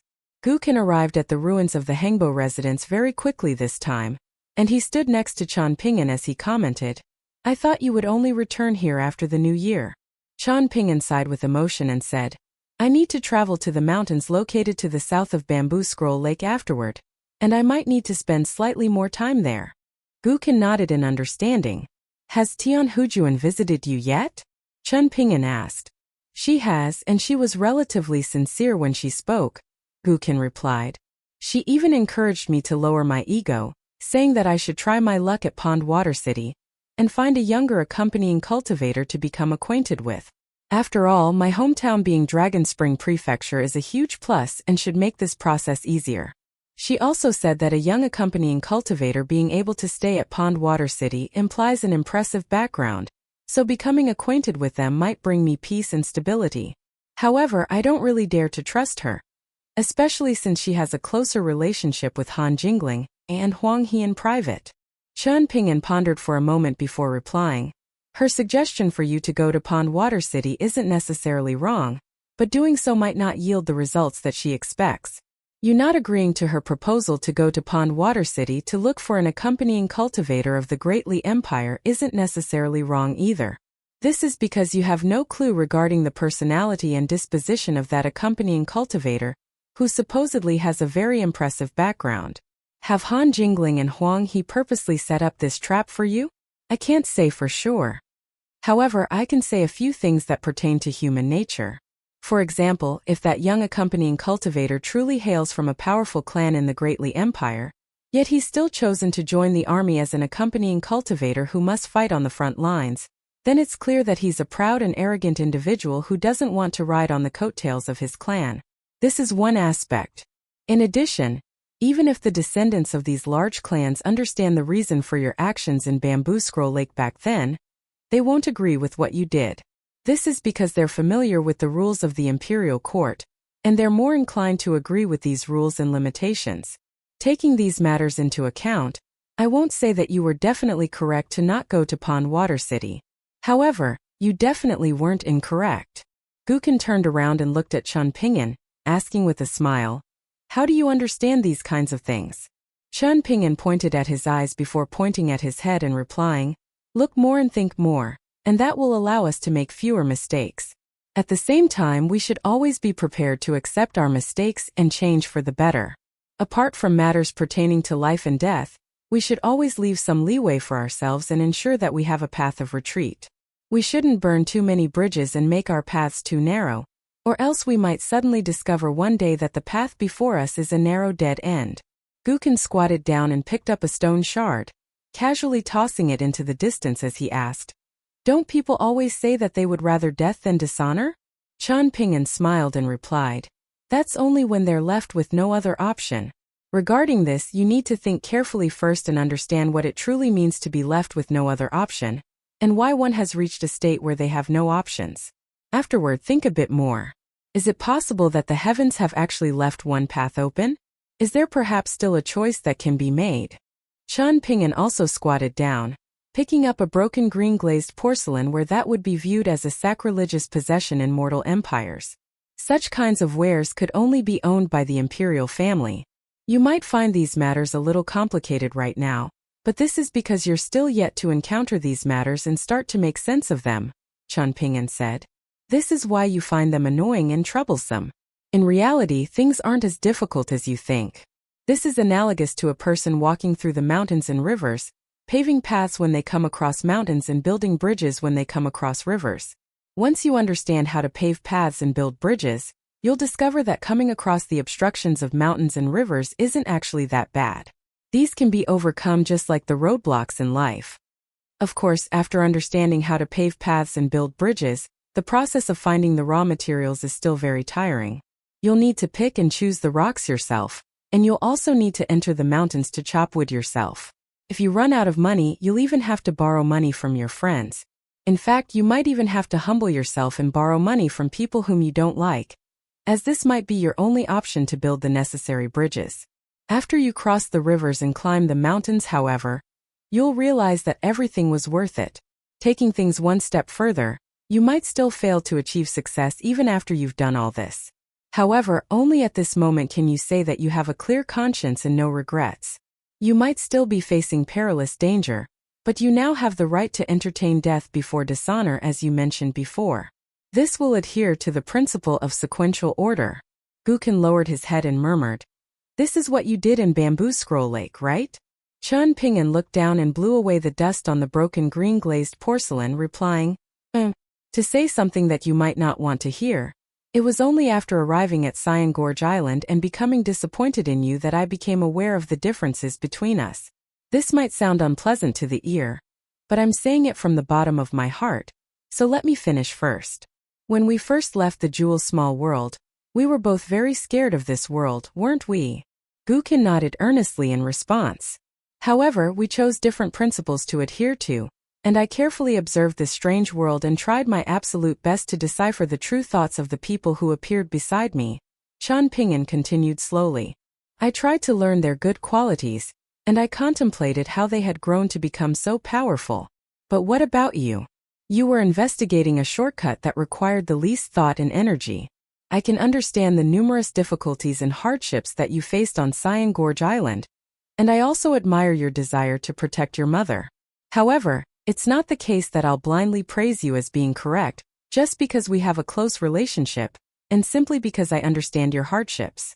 In reality, the notion of right and wrong in this world is very clear-cut. Don't mistake the complexity of the human mind as the complexity of the most fundamental notions of right and wrong. Let me say something even more bastardly. Even if someone is to become a bad person, they should at least understand who they are and how many rules they've broken. Only bad people can cause lasting harm to the world. You don't understand these things, but you like to pretend that you did in the past. Gukan sighed and complained. Isn't this still your fault? Who told you to come to Bamboo Scroll Lake so late? I would have definitely listened to you and changed my ways if you had explained everything to me earlier. Chun Ping'an didn't become angry at all. This was a young child being stubborn and talking back, and Chun Ping'an actually approved of this kind of expression. This was completely different from his first meal at the Spring Courtyard Mansion, as well as Gukan's admission that he liked to kill people the same night. Chun Ping'an patted Gukan's head. Gukan kept his head lowered. If one day in the future your mother secretly tells you to plan an assassination attempt in the Spring Courtyard Mansion in order to keep me on Cyan Gorge Island and have me act as a door god, make sure you don't listen to her and carry out her bidding. Such plans will be futile. Have you ever thought about this before? The only person who can change your mother's thoughts isn't even your father, but it's actually you. Gukan looked up with a shocked expression. What's wrong? She's already told you before. Chun Ping'an asked with a smile. Gukan sighed and mumbled, I'm a bit scared of you, Chun Ping'an.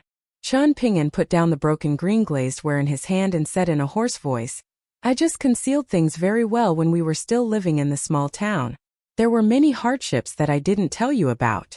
Gukan chuckled and said, That's true. I never thought about these things back then, and I only thought about asking you to buy all kinds of things for me. It was like New Year for me every time you returned from the dragon kills and came back to Clay Vase Alley with some copper coins. Oh, that's right. Do you genuinely not feel pained about losing your money? Chun Ping'an shook his head and replied, I'll feel pained if it's someone else, but I've never felt pained when it comes to spending money for you. I was thinking about repaying the favor in the beginning, but my mindset changed afterward, and spending money for you eventually became a habit. Then have you ever considered the fact that your friends might feel burdened by this? Gukan suddenly asked. This is a very good question, Chun Ping'an replied with a smile. Gukan grinned in response.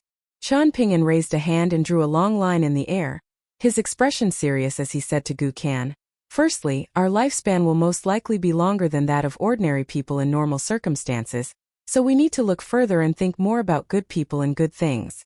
We need to travel around the world and see the myriad mountains and rivers. While walking on the path of life, I'll also come across insurmountable challenges and encounter things that I don't understand. When this happens, I'll ask you and the others for help, and I won't feel embarrassed to do so. This is the reason why I said to you before that the relationship between good friends is like aging wine. It becomes increasingly fragrant with passing time. Chen Ping'an lightly clenched his fists and continued. Secondly, have you ever considered this before, Gu Kan? The fact that I've also come across many people who make me feel ashamed of myself? These people indeed exist, and I've come across more than just one or two of them. Even in Bamboo Scroll Lake there was still Su Xinjai, Zhou Guanyin and the others. Disregarding your relationship with them, just meeting these people alone makes me feel unable to calm down.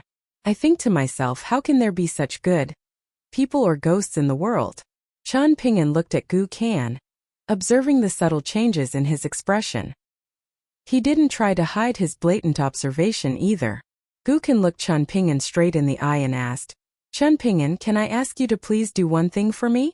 Can you take my mom away from Bamboo Scroll Lake? For example, take her back to Clay Vase Alley or take her to my father. And what about you? Chen Ping'an asked. You said before that both speaking reason and not speaking reason come with a price. I understand the price of not speaking reason now, so I want to explore the price of speaking reason. I'll go with Zhengyi to the mountains located to the north of Bamboo Scroll Lake. And you only need to help my mom leave Bamboo Scroll Lake. Chen Ping'an nodded in response and replied, Okay. It was as if he had waited for Gu Kan to say this for a very long time.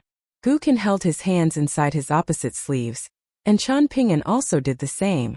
They looked at the ruins of the Hengbo residence together. Gu Kan returned to the Spring Courtyard mansion afterward, not saying a single word to his mother about the new agreement that he had reached with Chen Ping'an. He simply consoled her as always. Meanwhile, Chen Ping'an took a trip to Pond Water City.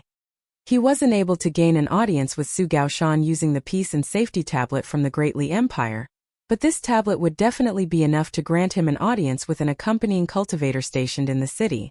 After entering the tightly guarded residence of the Fan clan and meeting the young cultivator, the two of them couldn't help but look at each other in surprise. Life was full of coincidental encounters. Guanyiran was especially polite, welcoming, and sincere. When Chen Ping'an mentioned sending Gu Kan's mother from Cyan Gorge Island to Dragon Spring Prefecture, Guanyiran didn't agree to his request straight away. Instead, he handled these official affairs in an official manner, saying that this could be either a big deal or a small deal. He wasn't in a position to dictate this himself, and he needed to report these matters to Great General Su Gaoshan first. Chen Ping'an naturally had no issues with this. This was the way in which matters should be responsibly handled according to the rules. If one were to blur the line between official matters and personal matters based on their own relationships, it would appear as if they were taking shortcuts and enjoying smooth-sailing relationships with everyone. These relationships would temporarily be like sweet wine. In reality, however, many hidden dangers would be littered along their path, perhaps rearing their ugly heads one day and causing absolute misery. Guanyiran said that Great General Su Gaoshan would give his reply within 10 days or, at most, 15 days. Regardless of what the Great General's reply was, he would endeavor to notify Chen Ping'an as soon as possible. After discussing these official matters, the two of them enjoyed some drinks together, with Chen Ping'an footing the bill and treating Guanyiran. Just like last time at the city gates of the Stonebrush Nation, the young cultivator from the Great Li Empire smiled and joked that people could owe him all kinds of things and not pay up, but even the heavens couldn't owe him wine and not give it to him. Even though Guanyiran was the direct grandson of the Great Li Empire's Pillar Guan clan, things were as Chen Ping'an had guessed before.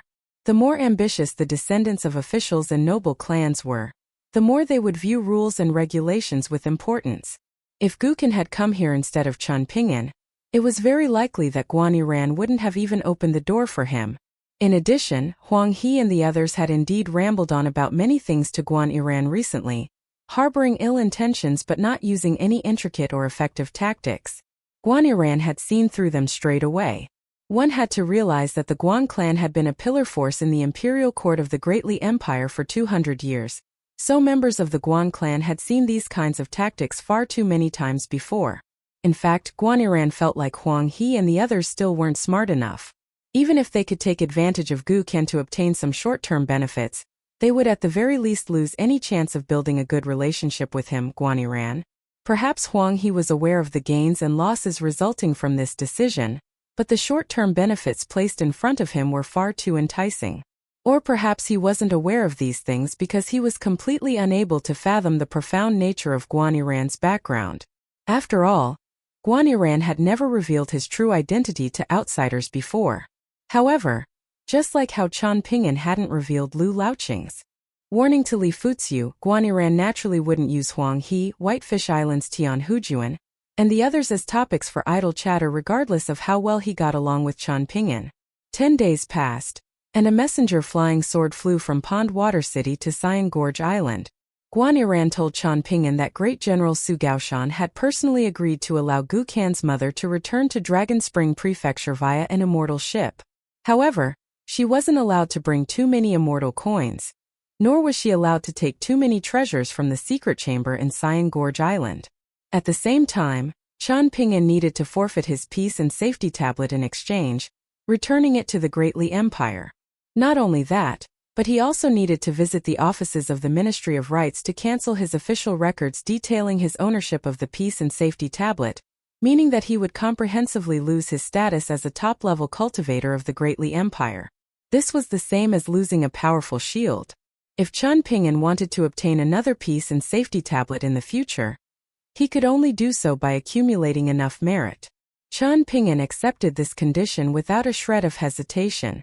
Over at the Spring Courtyard Mansion, it was as if Gu Kan's mother had been struck by a bolt of lightning when she heard this news. It was as if she were facing a terrible nightmare. After calming down and composing herself slightly, she saw that both Qian Pingyan and Gu Kan were remaining silent as if in tacit understanding. As if accepting her fate, she asked Qian Pingyan about what would happen to Gu Kan, saying that she wouldn't leave Bamboo Scroll Lake unless Gu Kan left with her. She would rather die than leave Cyan Gorge Island by herself. Gu Kan looked toward Qian Pingyan. "You can leave together. I can head to the mountains located to the south of Bamboo Scroll Lake by myself," Qian Pingyan said. "Will it be safe for my mother to return to Clay Vase Alley?" Gu Kan asked. Qian Pingyan nodded and replied, "Regardless of whether it's Su Gaoshan or Guaniran, you can trust them if they've given their word. If you're still worried, then I also hope that you can accompany your mother back to Clay Vase Alley. As long as you're sincere, there's still time to do some of these things." Gu Kan fell deep into thought. "Can we still return here in the future?" Gu Kan's mother asked in a timid voice. "There's a chance that you can, but I don't dare to make any promises right now," Qian Pingyan replied.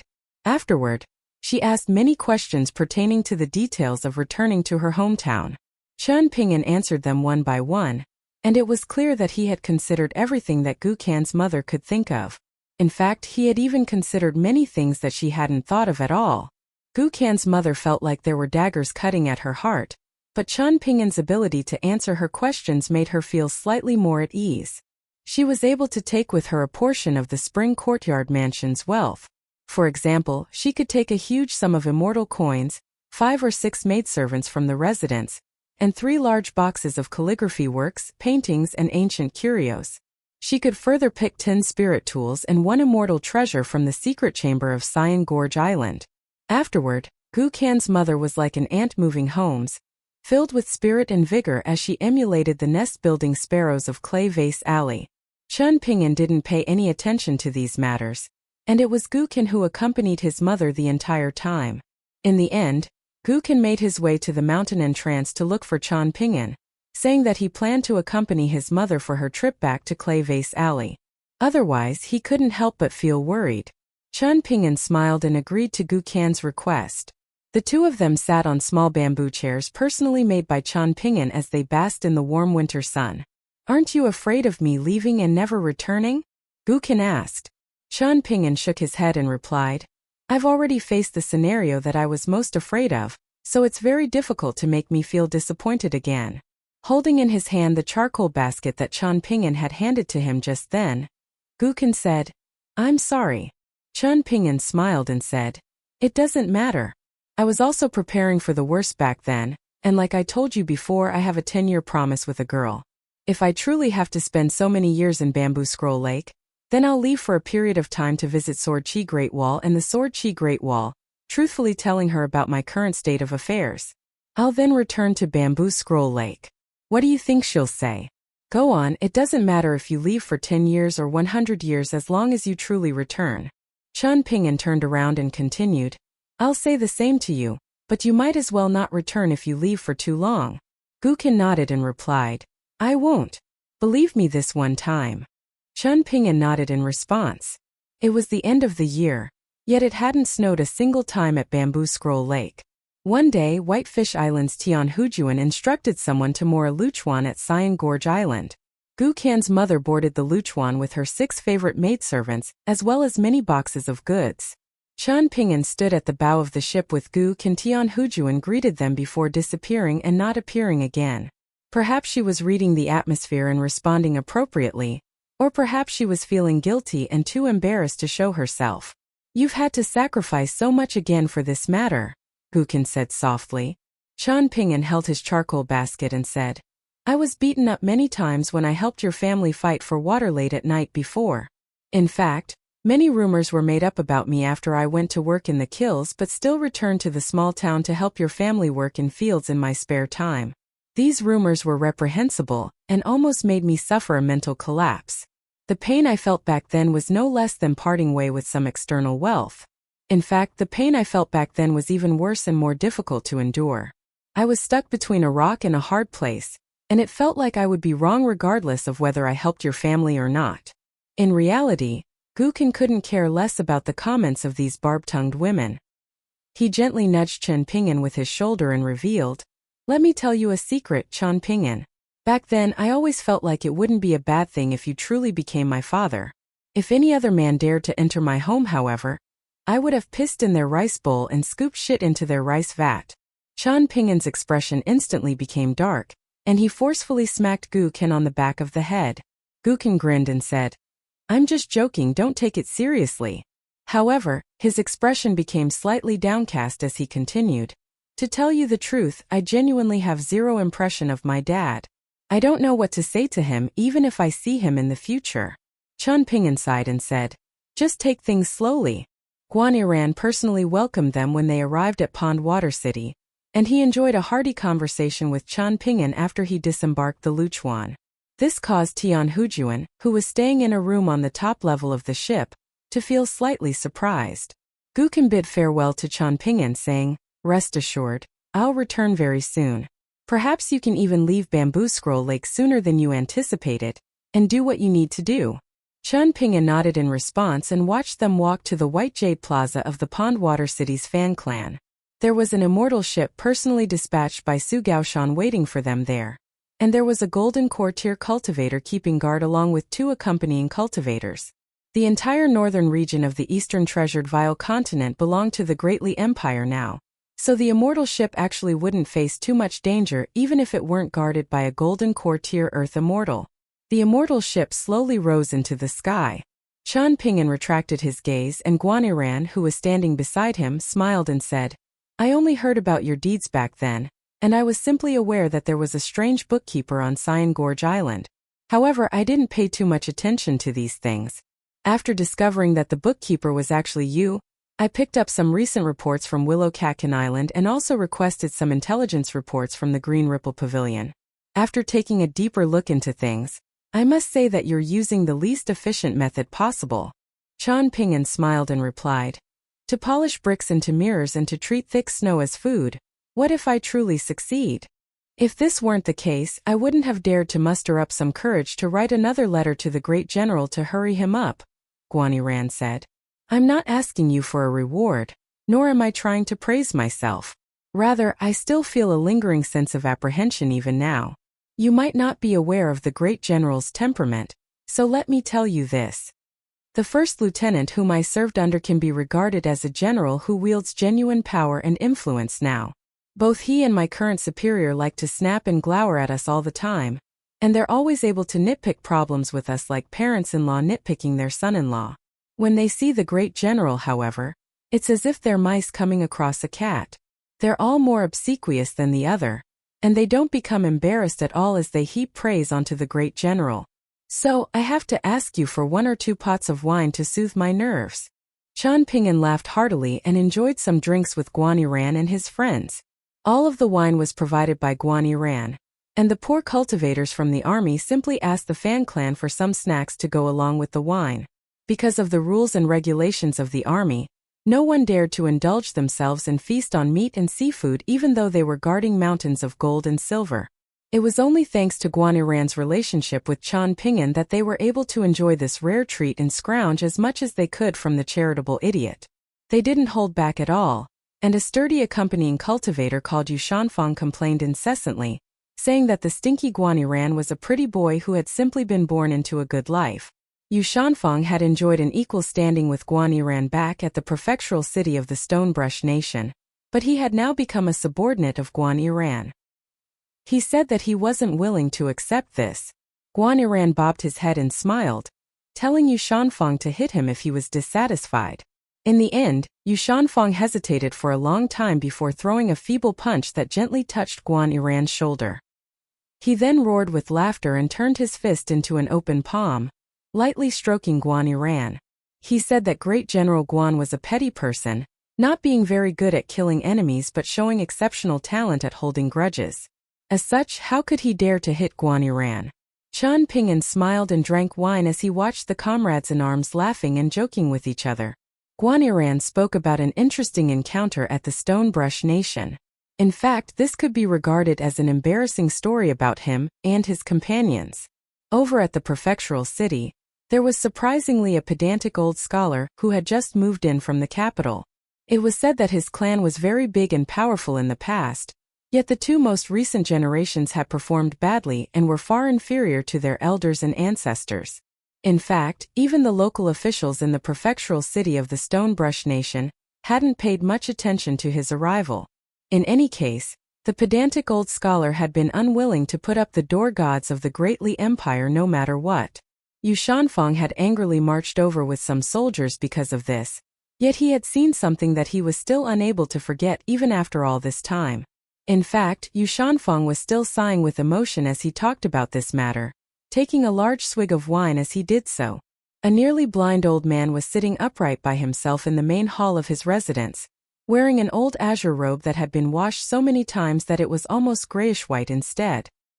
He was unable to see the armored soldiers of the Great Li Empire clearly with his poor vision, but the clanking of their armor and the thud of their footsteps were both sounds from the battlefield that could even instill fear in the hearts of the prefectural overseers of the Stonebrush Nation. To the surprise of Yu Shanfang and his dozen or so elite soldiers, however, the old scholar spoke fluently using the official dialect of the Great Li Empire before they could even open the door, chuckling coldly. "Is this how Cui Chan has taught you to expand the empire and conquer the world? Is this how Qi Jingchun taught you to act according to the principles? The heavy cavalry of the Great Li Empire is truly very impressive. So this is the result of the Great Li Empire listening to the teachings of Mountain Cliff Academy for 100 years. The old man in Confucian robes suddenly smacked the table, widening his eyes as much as he could as he glowered at the military officer and soldiers of the Great Li Empire and exclaimed, "I'm interested to see just how many years this arrogant and shitty Great Li Empire can run rampant for." The old man stood up and pointed at the armored elite soldiers of the Great Li Empire, angrily scolding and berating them. Yu Shanfang felt extremely frustrated and stifled, yet neither he nor the other soldiers drew their blade from the beginning to the end. In fact, they didn't even rebut or threaten the old scholar. They left the old scholar's residence just like that, and they even prohibited other people from disturbing this residence. After learning of this, Guaniran personally wrote a letter to Su Gaoshan, asking him if they could make an exception to the rules and allow this residence to not display the door gods of the Great Li Empire's Yuan clan and Chao clan. In reality, Guaniran didn't have high hopes for this. After all, no one dared to challenge the iron rules of the Great Li Empire. However, Su Gaoshan brutally scolded Guaniran in his reply letter, saying that the Stonebrush Nation was already a vassal state of the Great Li Empire. That being the case, should they not respect scholars? If they didn't respect these scholars, then would they perhaps run off to respect cowards like Han Jingling or trash like those from the Huang clan? Su Gaoshan gave a clear response, allowing the old scholar to not put up the door gods of the Great Li Empire. If the imperial preceptor questioned this, Su Gaoshan would take full responsibility for the decision. In fact, he would maintain his position even if this matter were elevated to a higher level. Su Gaoshan also said that if Guaniran were a man, Then he should go to his great-grandfather and put in some good words for him if the imperial preceptor truly ended up holding a grudge against him. He should also ask his great-grandfather to speak to the imperial preceptor, and perhaps the imperial preceptor would calm down and become less angry. Qian Ping'an silently listened to all of this. In the end, Guan Yiran leaned back into his chair and looked at Qian Ping'an, saying, "I feel like we can have more of these kinds of scholars. What do you say, Qian Ping'an?" Qian Ping'an nodded and replied, "The more the better." Guan Yiran smiled and raised his wine bowl, saying, "Only you and I can be regarded as semi-scholars here. And crude martial artists like you Shanfeng don't understand shit. Come, let's have a toast, just the two of us." Qian Ping'an smiled and raised his wine bowl, toasting Guan Yiran without any notion of who had a higher or lower status. "A toast to the two of us." Yu Shanfeng spat and shuffled closer to his other companions, saying loudly, "Us heroes from the border region should also have a toast together. Let's ignore these jealous scholars." They also clinked wine bowls, with crisp ringing sounds reverberating around the table. In the end, everyone became slightly drunk. After taking Qian Ping'an to the entrance of the residence by himself, Guan Yiran's eyes cleared up a little as he stood in the cold night breeze of winter. "You shouldn't become involved in the matters affecting the general direction of Bamboo Scroll Lake. At least not in the short term," Guan Yiran warned. "Even I don't have the right to obtain and read some of the documents pertaining to you. And to tell you the truth, I even went as far as to especially send a messenger flying sword to my clan in the capital to inquire about this matter." The reply was very ambiguous and filled with mysteries, and I was well aware of what this implied. "It's not that I don't trust you, but—" Qian Ping'an was already nodding, and he said in amusement, "By the looks of it, you're only saying this because you haven't had enough to drink. Otherwise, you would have only said the first sentence, and you wouldn't have needed to tell me the rest." Guan Yiran patted Qian Ping'an's shoulder and remarked, "Good one, you said this yourself, so you owe me some more wine now." Qian Ping'an smiled and replied, "When the dust settles and when you get promoted, I'll invite you for a drink to celebrate your promotion." Guan Yiran smiled and replied with a nod. Everything was communicated wordlessly. Guan Yiran would naturally be glad if Qian Ping'an visited him often in the future, but this would go against many taboos of the imperial court, and it would result in many negative side effects for both of them. However, Guan Yiran could only keep these words to himself. Since he viewed Qian Ping'an as a friend, he needed to accept these risks and make these sacrifices. Otherwise, was he truly just being greedy and only eyeing Qian Ping'an's immortal wine? As the future clan leader of a pillar clan in the Greatly Empire, was he lacking any wine? What he was lacking was a friend whom he acknowledged and approved of. However, Guan Yiran was even happier since Qian Ping'an could understand the matters through his first sentence and mention the dust settling. It was necessary for true friends to enjoy wine together, but life didn't always go according to plan, and there would always be displeasing things that happened. If one could find a good friend who they were willing to go through thick and thin for, then that would naturally be the best. Even with no wine bowl in their hand, it would feel as if they were drinking fine wine. The young man in azure cotton robe slowly walked along the quiet and deserted streets. Looking at the skinny figure of Qian Ping'an, Guan Yiran was reminded of that skinny and sunken face. Guan Yiran felt a little sad for Qian Ping'an for no apparent reason. Yet he also felt like his friend was actually quite free and unfettered. Perhaps genuine swordsmen would all be. They would drink to their heart's content during banquets, but they would still walk along the streets alone once the banquets drew to a close.